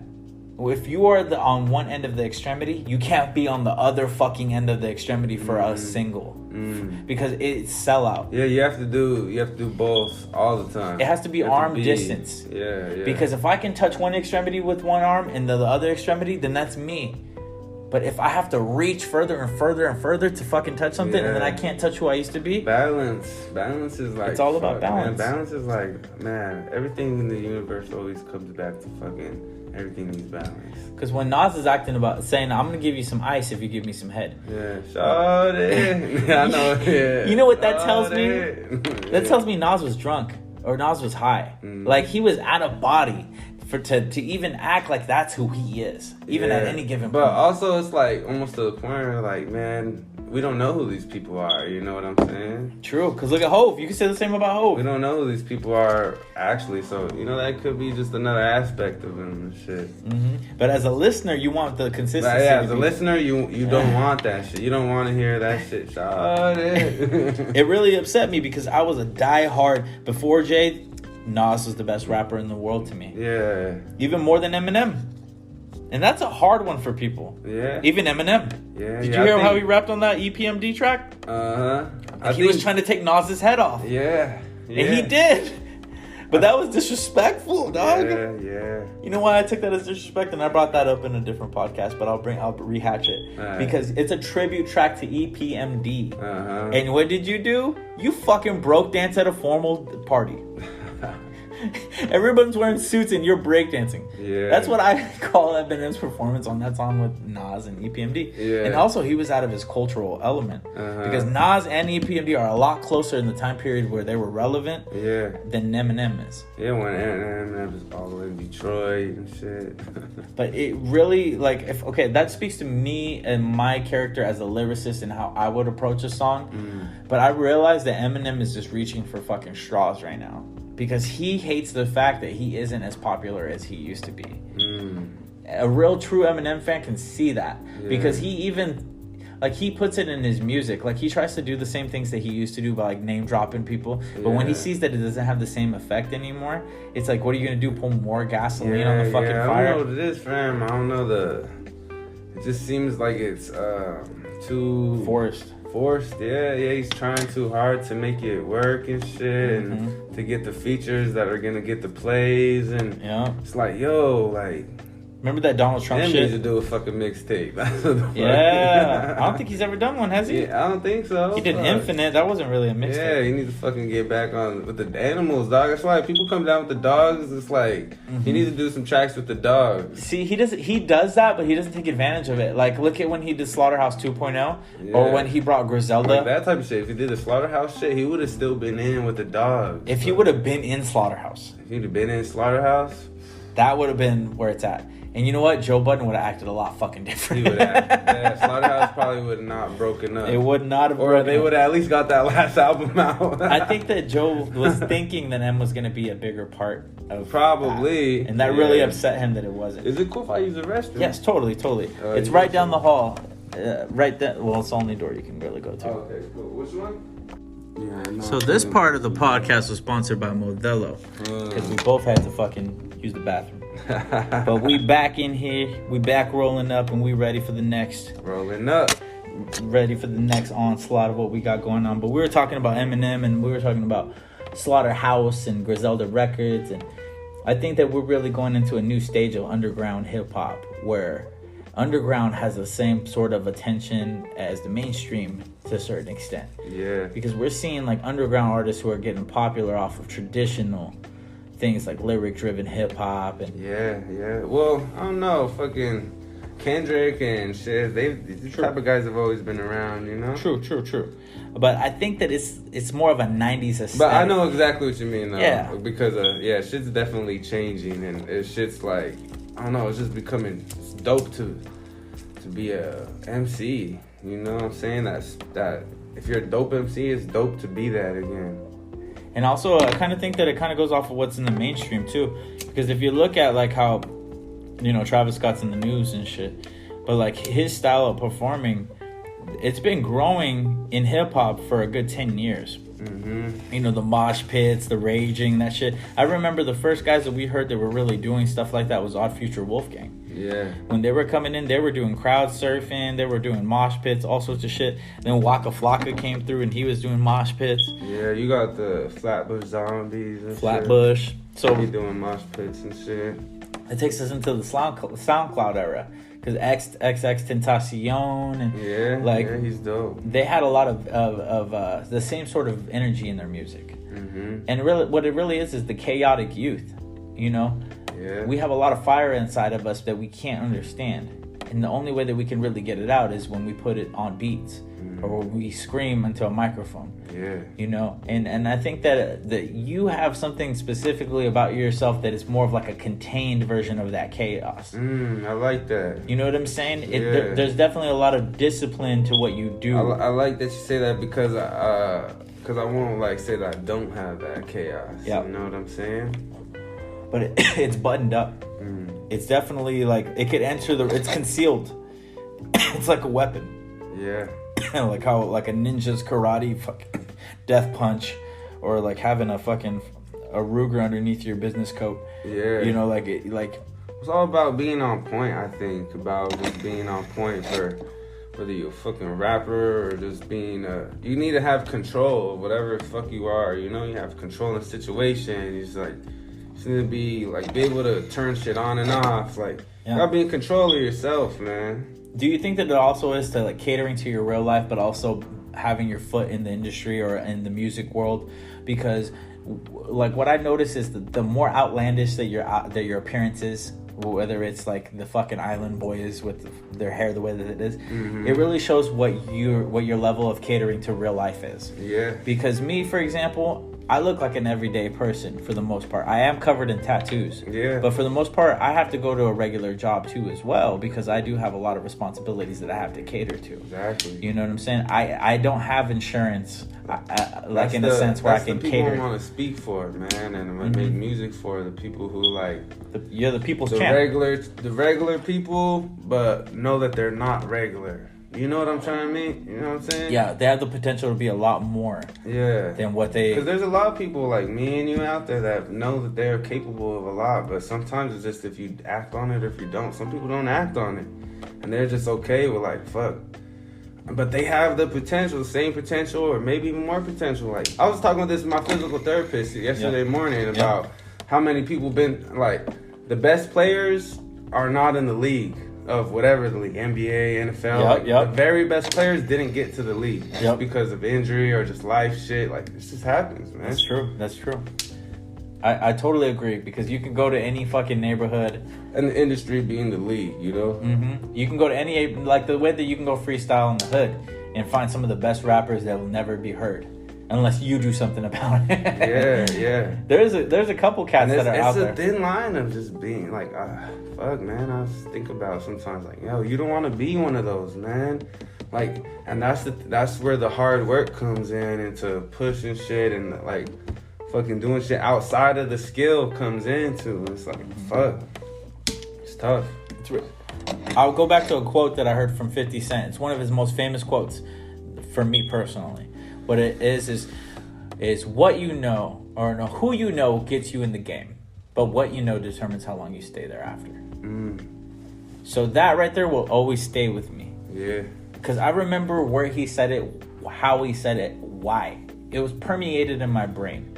He was on a balcony and he had a fucking white do-rag on and a fucking red, white, and blue New Jersey Nets fucking snapback or something.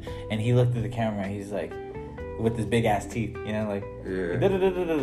that, and I just thought to myself, dude, he believes that because he knows it's true. And that's what really made it powerful to me. That if I took that to heart, that if at a bare minimum I'd see the results that he did in my own way. And that's what I want to really show these young guys. You have the capability of expanding your knowledge base. If your iPhone can go from 14 gigabytes to fucking 32 gigabytes by an upgrade, done digitally in a cloud. Why do you think your mind's any different? Yeah. You can go from caring about one or two things to caring about a lot of things in a good way. You know what I'm saying? And in the long run, what happens is you evolve. And maybe you reach a plateau of maturity faster to where you can make better, more meaningful decisions with your music. See, I talk this way on podcast format because I know that people can go back and listen to it. And they don't have to hear this podcast just once. They can hear it a couple different times. Yeah, I feel like you're supposed to be able to listen to a podcast. That makes a good podcast. You listen a couple times. That's why a lot of those Mike Tyson and hotboxing podcasts, I listen to them like because my old job, man, I used to be driving on the road to Seattle and here in the same day. Yep. So I was doing hella driving. So I was like, I can't listen to music the whole time. Podcast. So yeah, all those Mike Tyson podcasts, the early ones, I listened to them multiple times because he was dropping so much fucking gems. I was like, I need to learn this for my own knowledge of becoming a man and shit. Yeah. Let's take it back to hip hop with the podcast. Because do you think that songs from certain artists could be like encapsulated podcasts? What do you mean by that? Where you're getting so much information in a metaphoric meaning that by the time that you connect all the dots, you have like a 3 or 4 hour podcast of information in a 3-minute song. That's also where I feel like getting to know the person, you know, like the artist or whatever, whoever it is, once you realize where they're coming from, it gives you a good chance of understanding that shit. Yeah, definitely. Because I'm talking about Nas specifically for my example, because I remember listening to Illmatic and listening to the song about like 30 times and getting something different every single time that I listened to it. Mm-hmm. And thinking about when you connected the dots, what he did was he painted a picture with 1,000 fucking paintbrushes instead of just one pencil. Yeah. And what he really did was, like, that's why Illmatic is considered what it is. Because if you listen to Illmatic from track 1 to track done, you're really getting a universe instead of just an album. Mm-hmm. You're painting a picture. I was talking with the homie about this. I feel like as an artist, you're supposed to be a reporter, you know, what's going on in your day-to-day life of, oh, cool, I'll just keep it this shit. But you're supposed to be a reporter of like your day-to-day life, what's going on in the world and the streets, it's whatever, you know. It's your job to like do your part and I don't know, like let this time period be known, man. Mm-hmm. You know, you're a reporter of this time period of your life experience. Yes, definitely. And you do a really good job of that with your music. I listened to some of the older projects too as well because I wanted to get an understanding of your evolution. And what I noticed is that you've always kind of had the format down of how you were going to go about, like lyrically, like your delivery. Because on the first project and even on the newest one, there isn't too much of a difference as far as delivery goes. You've just tightened it up. Yeah. It's like it's almost like you're channeling something. Yeah. Sometimes I feel like God write the writers, man. You're connected to something deeper and you're just channeling the shit. Yeah. That's what like some people like Jay, Wayne, they'll say that's what they do when they freestyle the shit. Right? Yeah. So like you're that kind of artist. And that's important for people to know. Yeah. Because that's different than a lot of cats out here, dog. Like, if you could literally connect with the source and just spit the stories of ancestors from the past, then you are at a level that's a little bit higher than people can naturally reach. Yeah. And I recognize that with an artist like you, man. So that's why I get excited, because that's how I was. And still am. And be able to just talk your shit. Get my shit off. Because I can get it off in the past, present, and the future. And once I do so, when you put the whole thing together, I created a universe. You do. You create a world, man, that you're like the narrator of. I don't know, it's complicated. Of your life story. Yeah. Through music. Through music. It's crazy. And then, like, somebody who listens to all your shit could almost get to know, like, the real you that people in your day-to-day life don't know and shit. Like, all you gotta do is listen to your music to know who you are, man. You create a hologram. You create a 3D image of who you are, so they can experience you in all dimensions. Yeah, yeah. And what happens at that point is they're able to fall in love with you because they don't see a two-dimensional or one-dimensional being. Yeah. One dimension is just a written word or just the heard word, right? And then second dimension is when you can actually see a flat visual presentation of something. Yeah. But third is when you know that it's actually a real living thing because you get the 3D. Yeah. And that's what people don't realize is that you can bring your art to like reality in so many different ways, and you can connect them all. And when you do so, that's when you have a hit. Yeah. If you're able to connect all the dots and it all makes sense and it all goes up, and then like being authentically you and shit, yeah, you have a hit.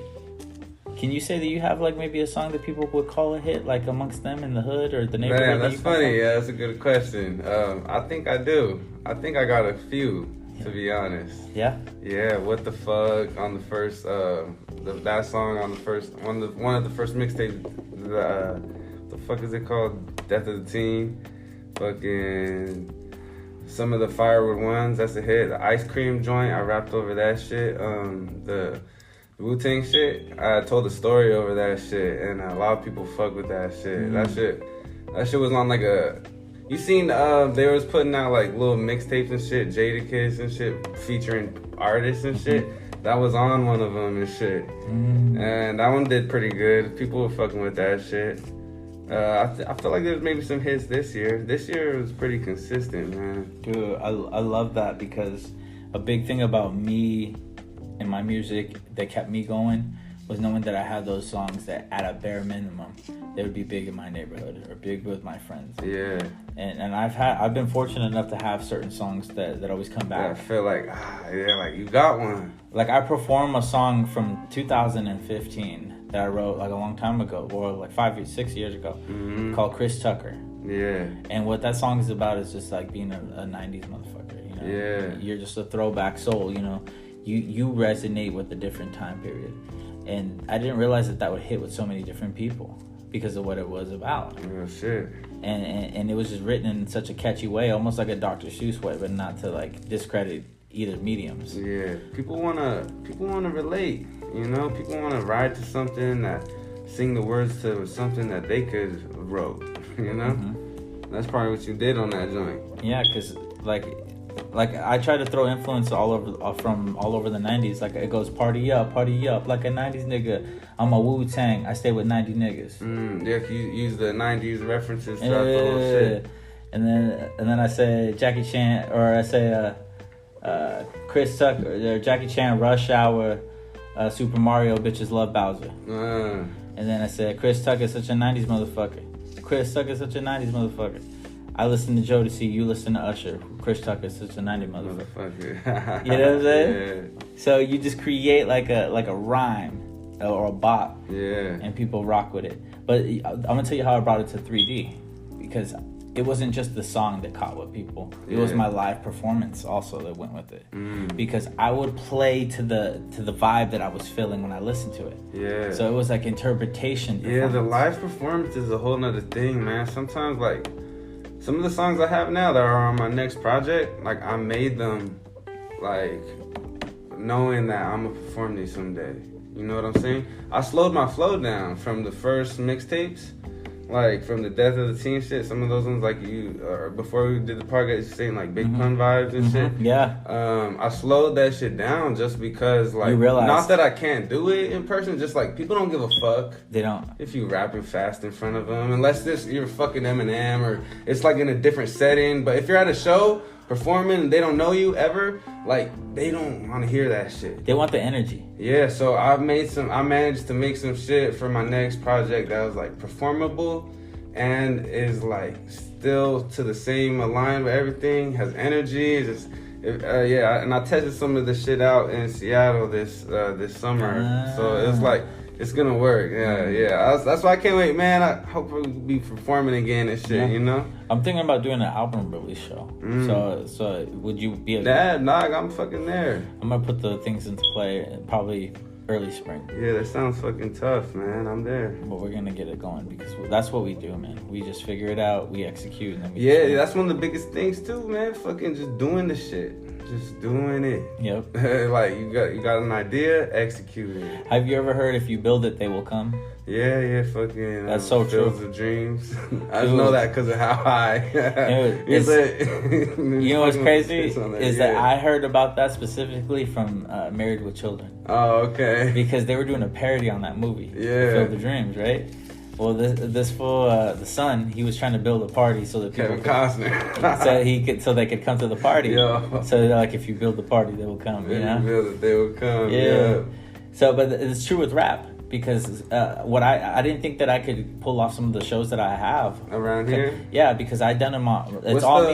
It's all me. What's the most people you ever got out to show out here, or that you've seen out here? Not even if you didn't throw it, just because I want to know what's the most that everyone could get somebody out. I can answer your question the first way because I've actually sold 300 tickets for a show that I threw out here. So I've done a show where we've performed to 300 people, but I performed in front of at least 1,000 people up towards Boise when we opened up for Tech 9. Okay. At the knitting factory at the Boise. Mm-hmm. It was Tech 9. It was Chris and a couple other strange artists. Maybe Cess Crew. But the cool thing about it was that the big homie Illuminati literally had a relationship with Tech 9 and a couple of different people from Strange where he was doing graphics or interviewing or different things because he's a multimedia sort of talent. Yeah. We were able to get that plug with him.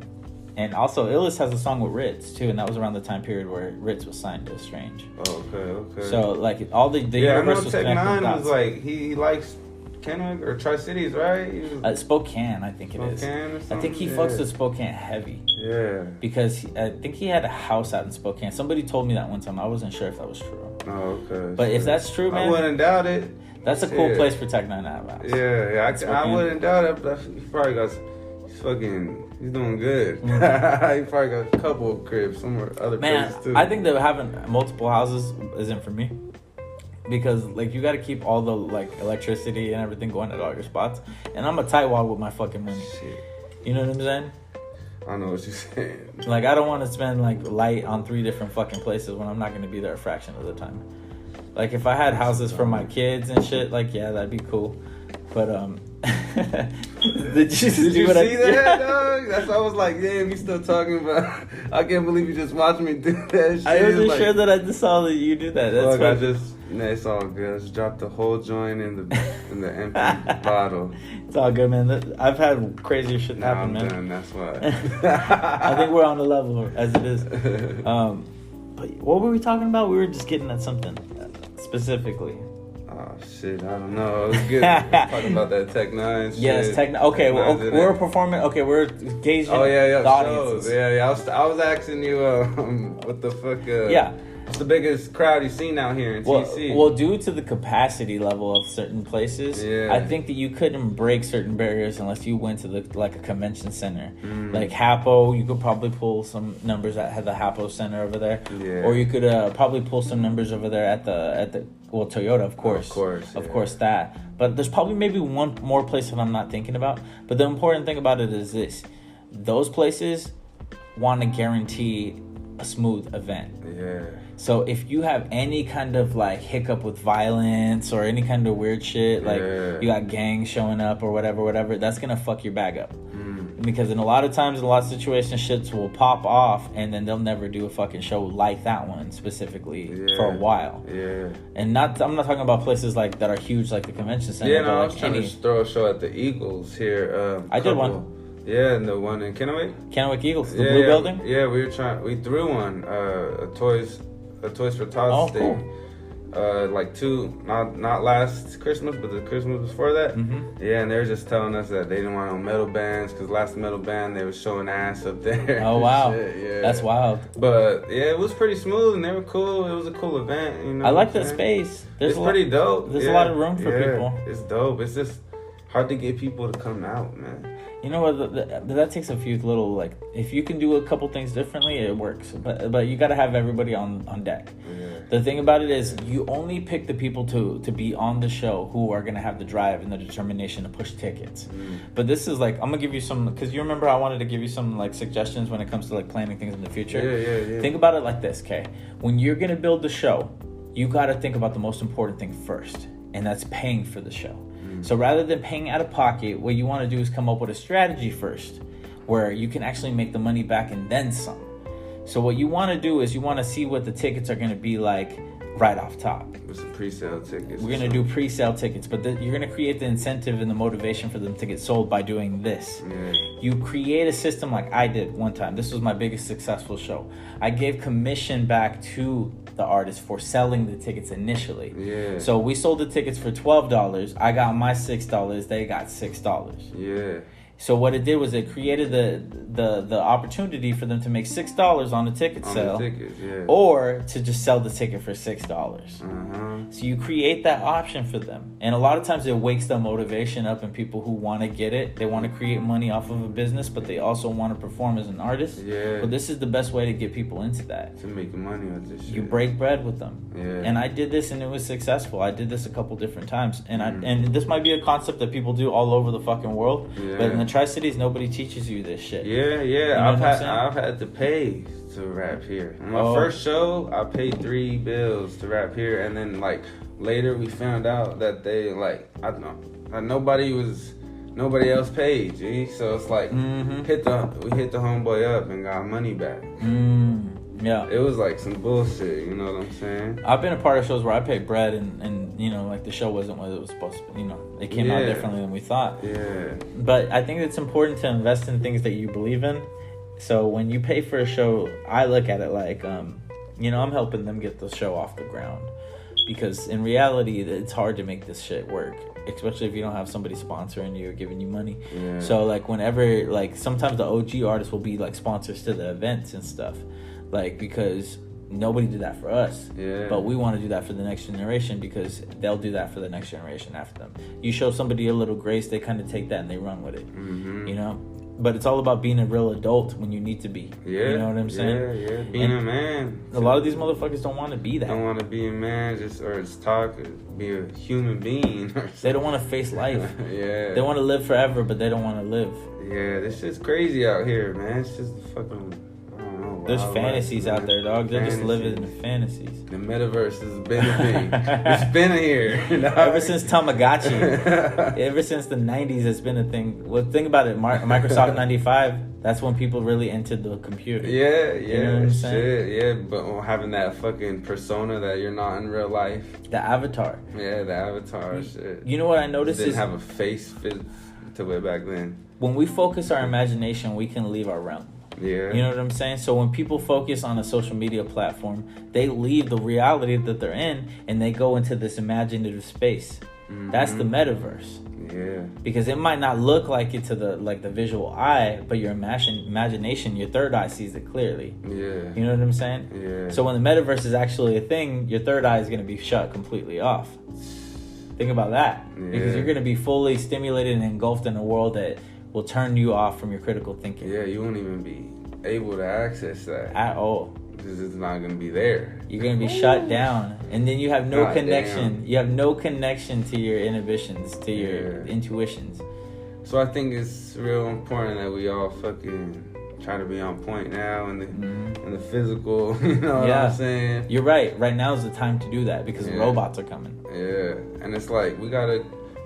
people are gonna have to be competing, man, with jobs. Like it's gonna be crazy, man. Like jobs, like fucking minimum wage. You know, people don't get paid that much now, and then there's gonna be jobs that robots take over, or just random shit that's just not gonna be needed no more.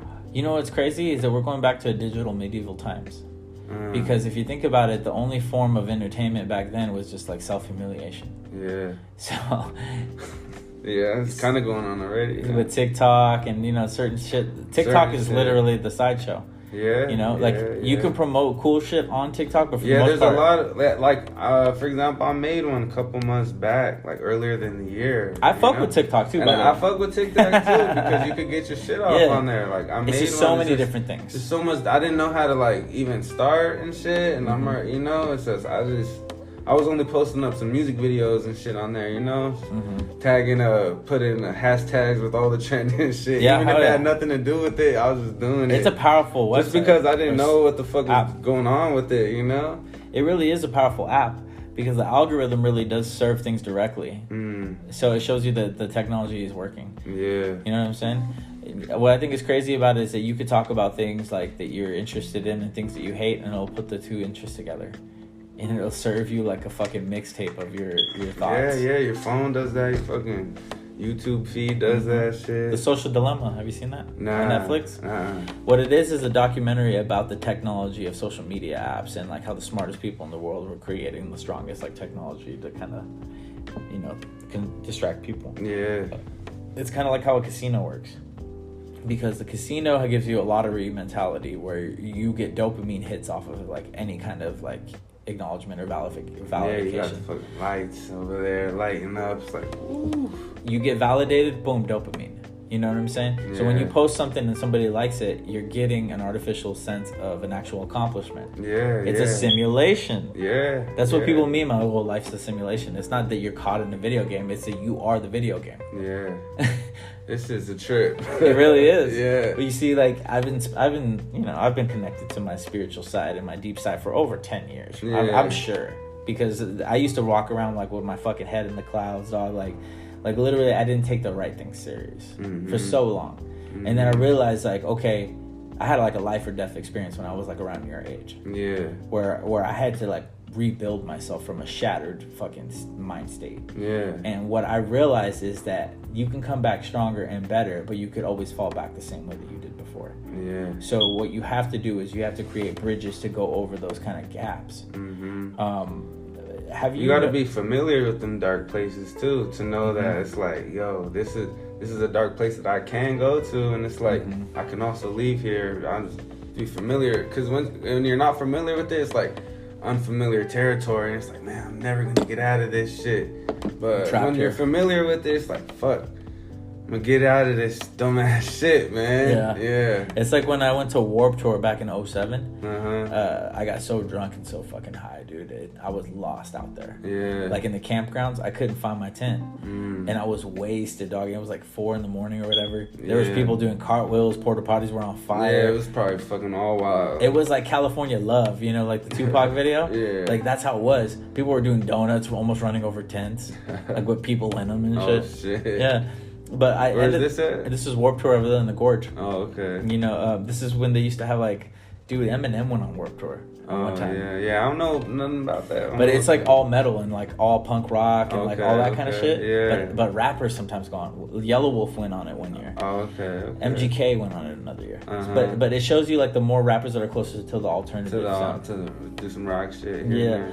But what's interesting is those like in our small town of George, nobody lived in George. Yeah. Right? But that's where the Gorge was at. So everybody had to come from like hundreds of miles away to come to this one place. Yeah. And what was a crazy thing about it was that we had one of the biggest or one of the most impactful like stops on the Warped Tour date because of the energy that the people brought to the spot. Yeah. And you would have like this network was tight, dog. Like of all these bands, they had magazines, they had music videos on like cable TV. Like these guys were making multi-million-dollar like so everything's fucking legit. And they were all teenagers, and this was in the 2000s. Shit. This is the golden era of what that shit is, right? And rappers were tapping into it because they had a stronghold on the youth. Apparently, the demographics kind of crossed at some certain point. Yeah, Limp Bizkit, I'm sure. Same with that chaotic youth you talking about. Yes, definitely. They're speaking to that, which is universal to all races. Right? Yeah. And all ages, if you want to be real too. It's not just youth, you know. It's life experiences. It's the fucking humans are chaotic. If you want to go crazy, dog. And every platform, it's a spectrum of life. Because you have people who are cool as a fucking polar bear's toenails in any situation, and some that are volcanic as can be. And no matter where you put them on the spectrum, they're gonna always stay where they're comfortable at. Yeah. And then you got people who are dead center, and they're able to really they're like astronauts because they can go so far, but they have to be pulled back. You know what I'm saying? Yeah. Or submarine guys, you know, divers and shit. You know what I'm saying? That's what we are, because we have our hub, we have our vessel, our brain maybe, to keep us, you know, grounded firmly into where we're at. But we can only venture so deep into the abyss. If we go too far, we get disconnected from our actual connection, then we're actually in big trouble. Yeah. That's when you go off of the hinges, or people might call you a little crazy or frantic. Yeah. You know what I'm saying? But that is a choice that we make most of the time. we're never really out of control when we go crazy. It's always like fear or hatred or some sort of burning desire that we just continue to push forward. Yeah. It's nasty because it feels right because you feel justified, but it doesn't necessarily mean that it's gonna have the good outcome that you want. Like you can ruin friendships. I had a blowout with a friend the other day because they were talking a little bit too real about my life. Yeah. And I was like, well, first of all, I have to live my shit and you don't. Yeah. So I would appreciate it if you didn't speak about me like some headlines. Yeah. Because people only see what you put out there. They don't know what the fuck is really going on. Yeah. But see, that's how real shit can get. Because you might go toe to toe with a best friend and they might be like, dude, are we going to still be friends? And then you might be like, I'll talk to you the fuck later. And that's why it's hard dealing with this fucking being in this life too. Like with the music shit and this. Cause you gotta meet people and it's like this and that and it's like friendships and who's gonna even just like even maybe people treat you differently because you make music even if they don't make music. True. You know what I'm saying? They treat you like you're some sort of weird gimmick. Or I don't know. You know, sometimes I ain't gonna lie. Sometimes people like if I'm just meeting somebody that I don't always tell them I'm making music or I make music and shit, or it's not something I'm gonna be eager to bring up. You don't lead with. Yeah, because just because it's like, I mean, if somebody seems like they might care about it, like, oh yeah, I'll bring it up. But if somebody don't care about music and shit, or don't care about hip hop especially, you know, it's totally. What the fuck, I'm wasting my time. Yeah. You know what I noticed too? Like, it depends on the kind of person you are too. Because like me, I'm easy to understand when you know that I'm an artist. Because then you understand why I'm a little bit out there with the way I think or the way that I talk. Because to be this explosive and dynamic, you got to be a lot of things in one person. Yeah, the best artists are they're crazy, man. Your brim is filled to the fucking top. Yeah, it's like you're always like, shit, behind closed doors, you're fucking going through it. For real. But we all have that as a spectrum. Like your highs are high and your lows are low. You got two different kind of artists, because some people will be like, okay, like a Drake, for example, or like a Kanye. Yeah. Where Kanye, you can tell that he's going through it at all fucking times. That's what's making him push further and further and further. It's his like flame to his ass to keep him moving in one direction, right? And then you got somebody like Drake, who you can tell he's living a really comfortable life. He's always lived a really comfortable life, but he's just a clever thinker. He has resources, and he's a critical thinker. And he can create music that's relevant to people because he understands psychology. So he's just really good at what he does. He understands entertainment so well that he knows what his job is. And he shows up every fucking day like Eminem. Yeah. Eminem treats his job like a 9 to 5 apparently. Well, yeah, I feel like if you want to be an artist instead, you got to treat it like a job. Yeah. You know, you got to show up and give 100% and fucking show up like why you should keep your job, you know, like always be trying to do good, improve yourself and shit. Even if you're self-employed, you just be like, shit, I can fire myself if I'm doing shitty. Real talk.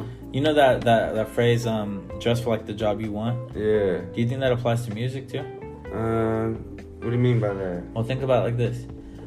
We know what we could dress like to fit an image that we're trying to portray. Yeah. But if we want to level up into the next level of our career, do we dress like that?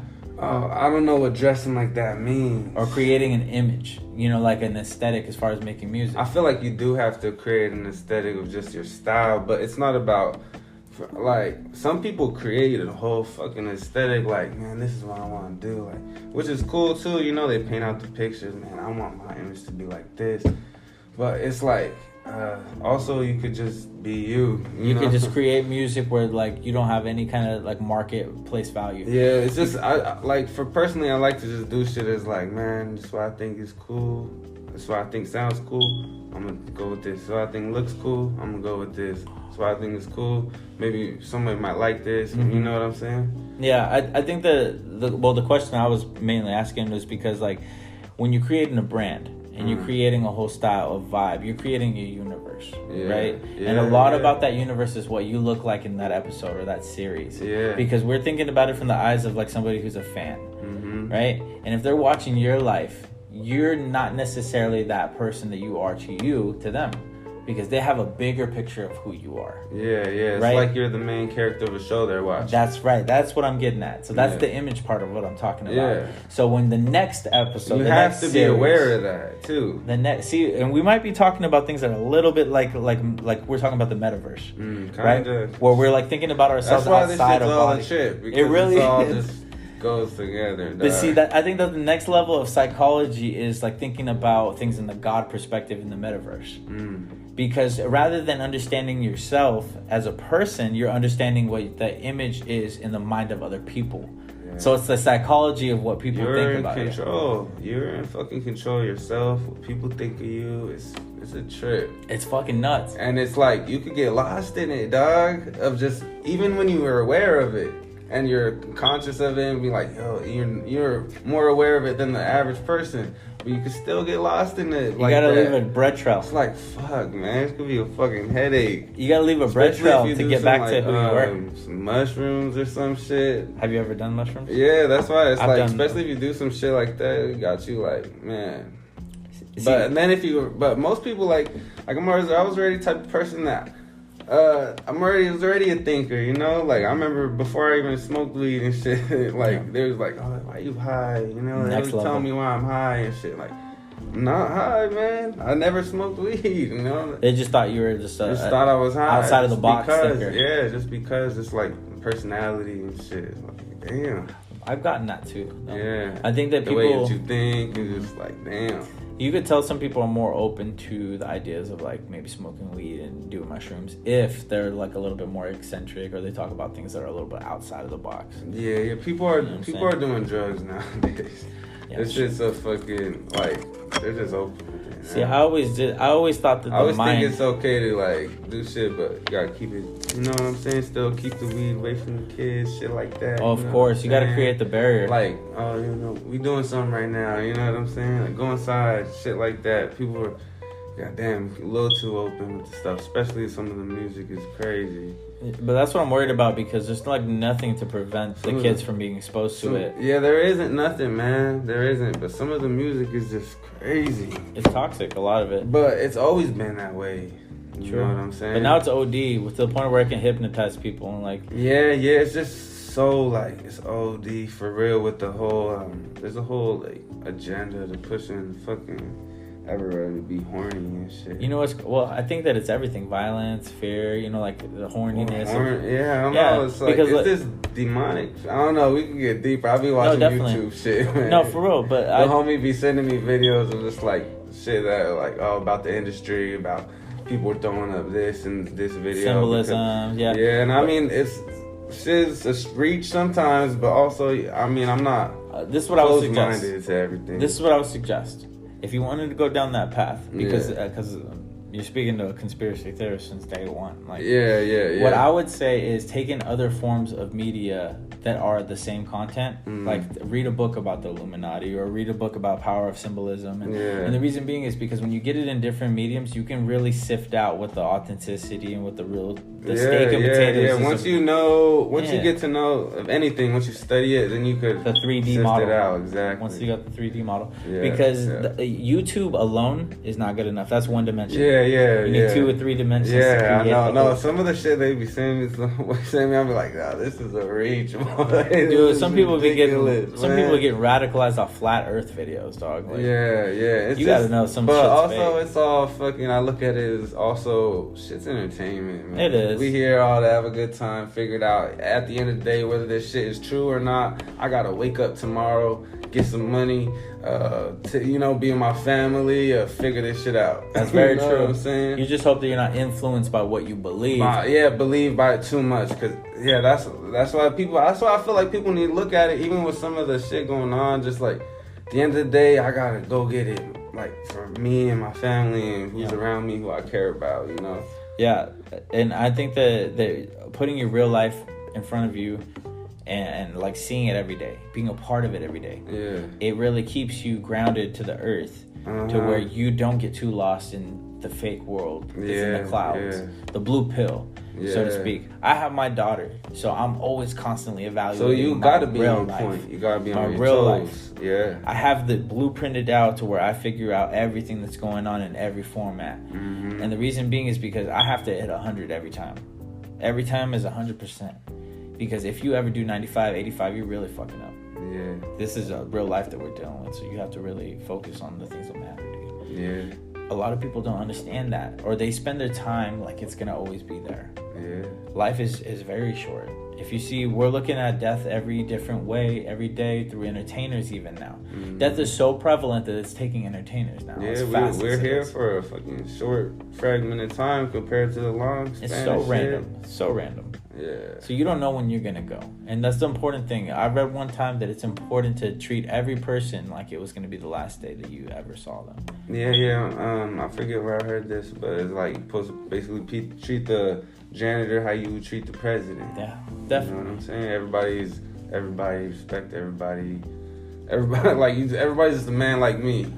See, I do that naturally because I'm an empath, so I feel for people a lot more than I feel for myself. Yeah, I think I am too. I was in the natural helpers and shit. Right. I was in that shit. Do you notice that your cup is empty because you're filling everybody else's cup, so to speak? Yeah. Meaning that you're making sure that everybody else is okay, but sometimes it doesn't really. My last project that I dropped last year is called Penalties of Loyalty. It's just the whole concept behind basically the whole shit is just like. Sometimes you be loyal and just like you hurt yourself doing it, man. Like you said, your cup be full, nothing left for yourself, man. Exactly. Yeah.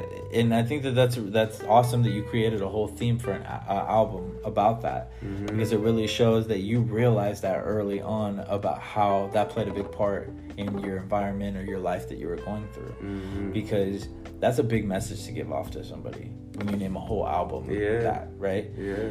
I think that's really important for young guys who have big hearts.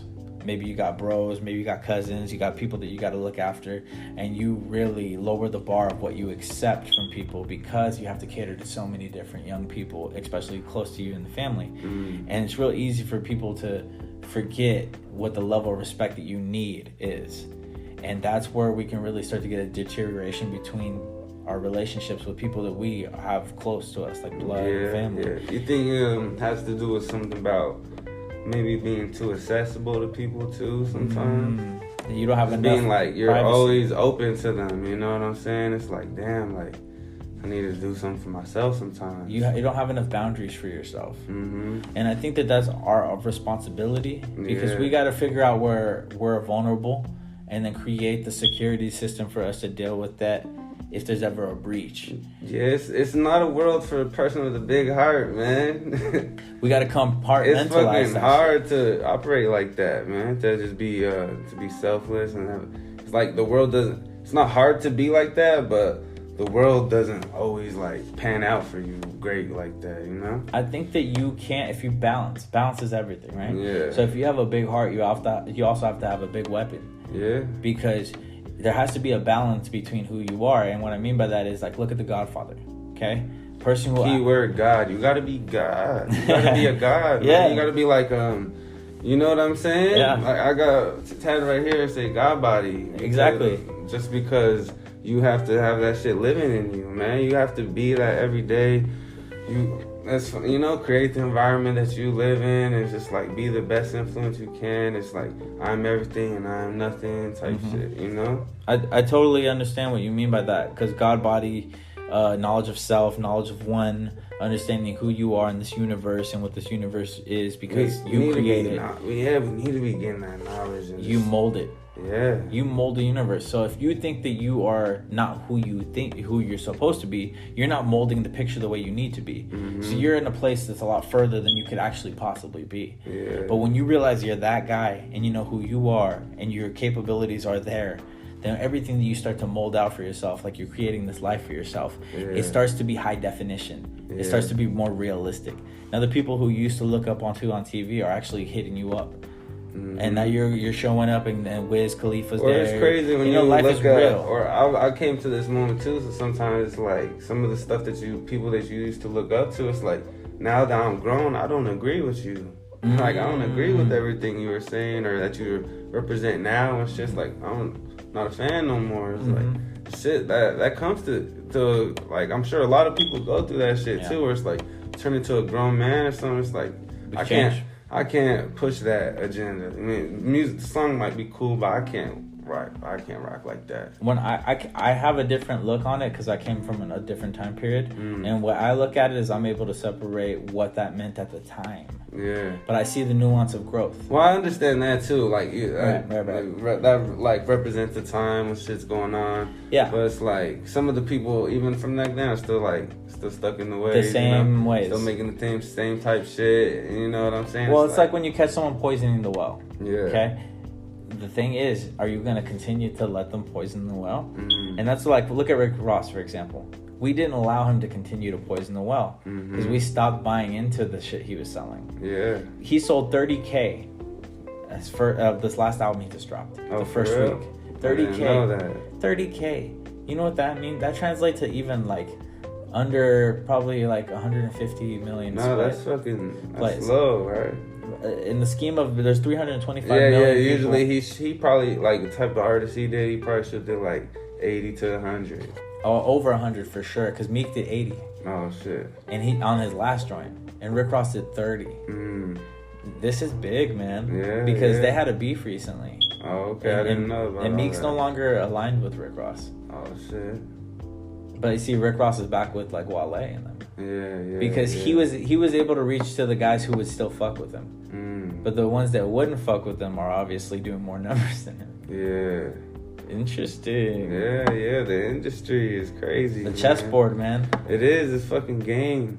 And it's crazy just to think about, like, yo, we trying to make it out from here. And everybody's worrying about, around here, everybody's worrying about what this person's doing. It's like over here, it's like, yo, these people in the industry don't give a fuck about what we're doing. We have to create. create. We gotta create something over here for them to even be on the larger scale. Definitely. Yeah. I agree with you 100%. So it's like, fuck, people trying to compete with each other. I'm trying to compete with fucking them. That's why the podcast, that's why I'm doing the podcast. It's because I always wanted people to blog us. Yeah. I wanted people to put our information out there, and nobody ever did. So I said, I'm going to do what we didn't have. Yeah, I respect that fucking big time, dog. And I have the knowledge to know to get the right people. Yeah. Because I reached out to you because maybe you didn't have a part in the past, but you're going to have a part in the future. Yeah. Well, like, it's funny because that's why I said you came down with the dogs. You know, like, different aspects of not only TC hip-hop, but, like, Washington hip-hop. Yeah. And it so helps that's why it's a good, like, a connector for things, you know what I'm saying? It helps that when I was your age or maybe even younger, I was a dog. Yeah. That's why you can't be with the dogs unless you're a dog. I'm from here. You know what I'm saying? Wait, let me get this is my bad shoulder. I had surgery and shit. Real talk though, because like I come from the same stomping grounds. You know, I was born in Pasco, Lady of Lords. I said it on the Tracktown Tory record. Yeah. You know, I said, baby being born to a lady being warned. I discovered my purpose, then my life move on. You know what I'm saying? So it's like my mom went through the same thing that my baby mama went through. Yeah. Which was the doubt in the man. Like the family's always gonna doubt the guy that he's not ready to run a family or he's not where he needs to be. Yeah. So I applied it to my dad and myself in 2 bars. Yeah. That's a real metaphor right there. You know what I'm saying? When you said baby being born to a lady being warned.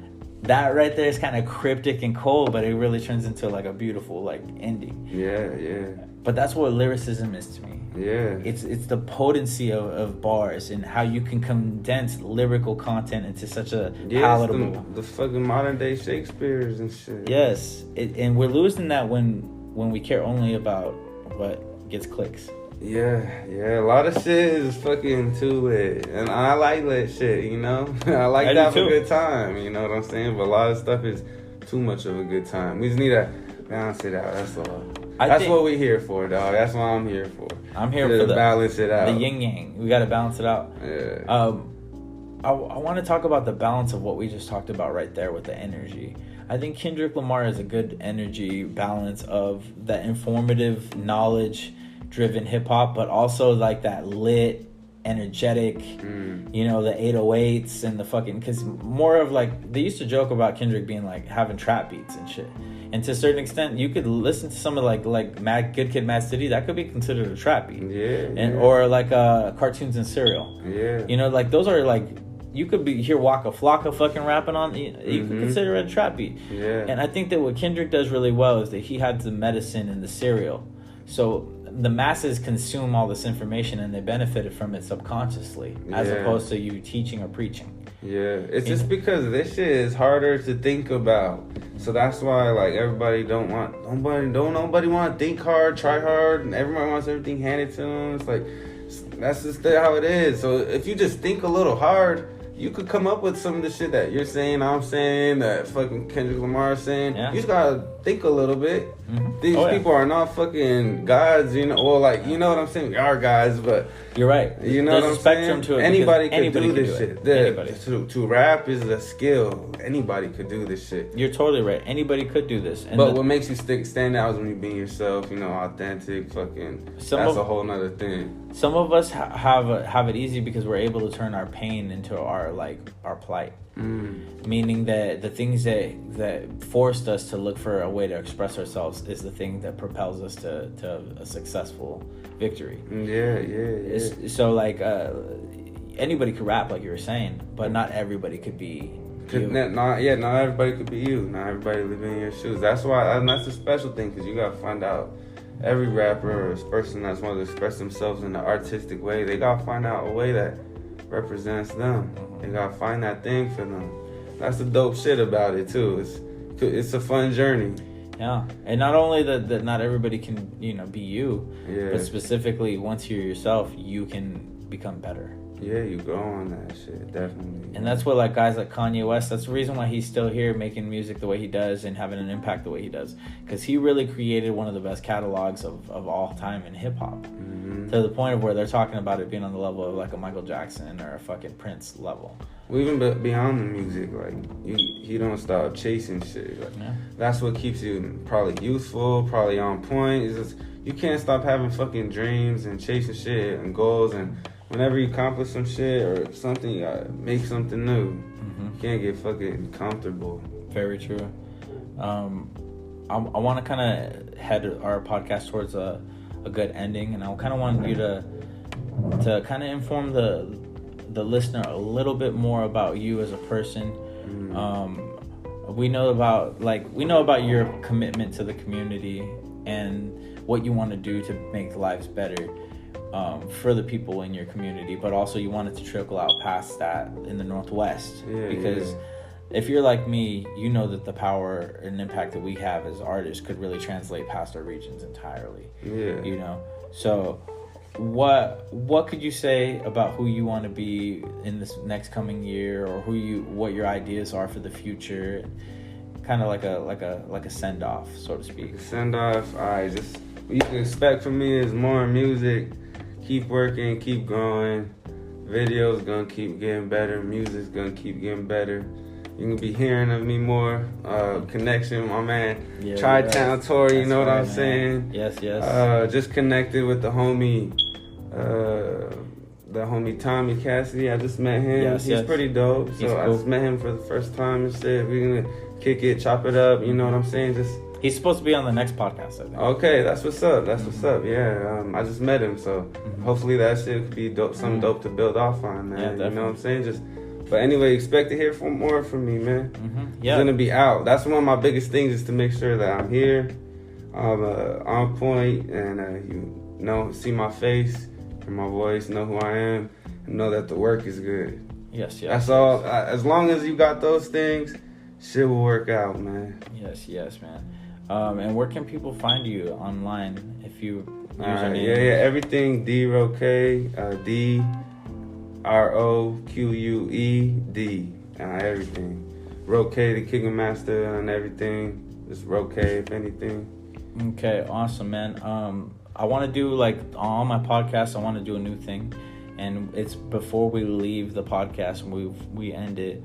I want to give you a chance to kind of give the people a little bit more about your personal life or personal information, in the sense, like, what's your top 3 favorite rappers, or what's your top 3 favorite beats of all time, or any one of the questions you let me know. Let's answer both, because I'm gonna have a hard time coming up with some shit. Probably before we send off for the night, I want to know your top 3 favorite rappers, and I also want to know your top 3 favorite beats to freestyle over. Okay, top 3 favorite rappers.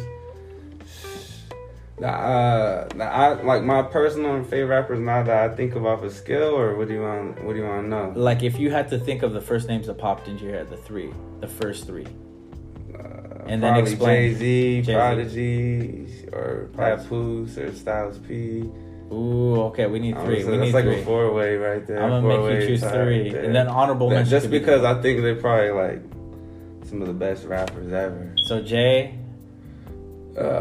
Fucking, I'll put Papoose. Papoose? Over Prodigy, just because of skill. No, Papoose, and then Styles P. Styles P. I'll put Prodigy honorable mention because I'm just a fan like that. I feel you. But there's a lot of people I don't even want to put no. The fact that Prodigy could even get in the top 4. I don't even want to put no what the fuck ranking on him. You know what's crazy? That Prodigy falls with under 3,000 for my 10th spot. Yeah, I don't even have. I don't be thinking of no spots now. This is off top real quick. So it was more. But there's a lot of people I like, man. It was more before the internet where we used to make a big deal about lists. You know, yeah. Well, nah, people still make a big deal about lists, man. There's still lists that be like, oh, people mad today that like the industry rappers, they all be mad that they're not on lists and shit.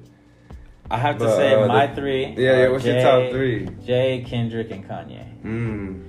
Because if I could listen to any song from these 3, and it's gonna hit for me. I'll give another honorable mention. Beans. Beanie Siegel. Yeah, his shit is fucking dumb. So when Nas said compared to Beans, you're whack. I bet that hit a little bit harder for you. That probably hit. No, yeah, that probably hit. Yeah, no, I'm a fan of that beef and like the songs back and forth and the fucking of both sides. You know what I'm saying? I'm just a fan of. I noticed. I was trying to figure out what I'm a fan of. I'm a fan of keeping it real, man. Yeah. And that's why I feel like it'd be missing sometimes nowadays. People don't want to keep it real. No, because they're too worried about following. That's why people like the old days so much. Yeah. Because people kept it real. It's not... The culture was protected, too. Because the corporate interest was just a corporate interest. Yeah. So it was underneath everything, right? So Wu-Tang was able to be who it was completely underneath corporate backing. Yeah. Right? But nowadays, everything's baked into each other. So Migos is corporate. Drake is corporate.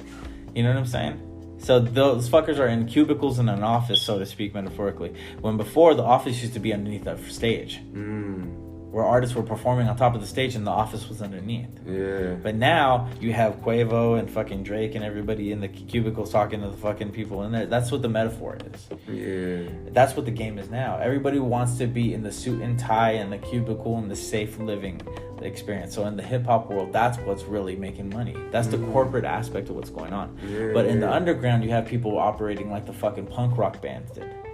And the hardcore bands did. And what that is that you sell your own tickets, you put on your own shows, you sell your own merchandise, you do your own tours. Yeah. You write to every single artist that hits you up, or the listener that hits you up, and you talk to the artist. You communicate with people like you're your own manager. Yeah. That's what the whole idea is that we are a fully one-man fucking army. Yeah. Every one of us. But if you're not like that, you ain't going anywhere. Your music ain't hitting nowhere. Nah, that's why you have to be fucking all in, man. All in. All in. You can't let nobody tell you no shit, or you can't take it seriously if it's some negative shit. If you believe in yourself for real, you know? You just gotta keep going. Keep going and keep going. I always find myself having to learn that shit too. I ain't gonna lie. I always get reminded like, yo, man, keep going. Fucking, I'm everything, I'm nothing at the same time, man. Exactly. Yeah. And that's what's beautiful about life, that balance and that duality. Once you walk that fucking balance, man, there's nothing you can't do.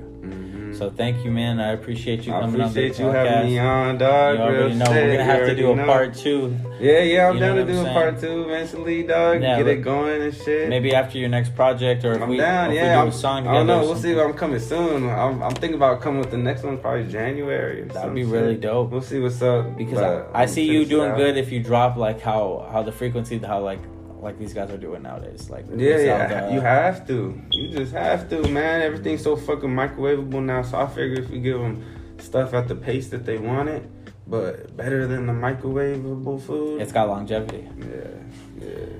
And with that being said, it's Tri-Town Tory, and we out. We out. 1.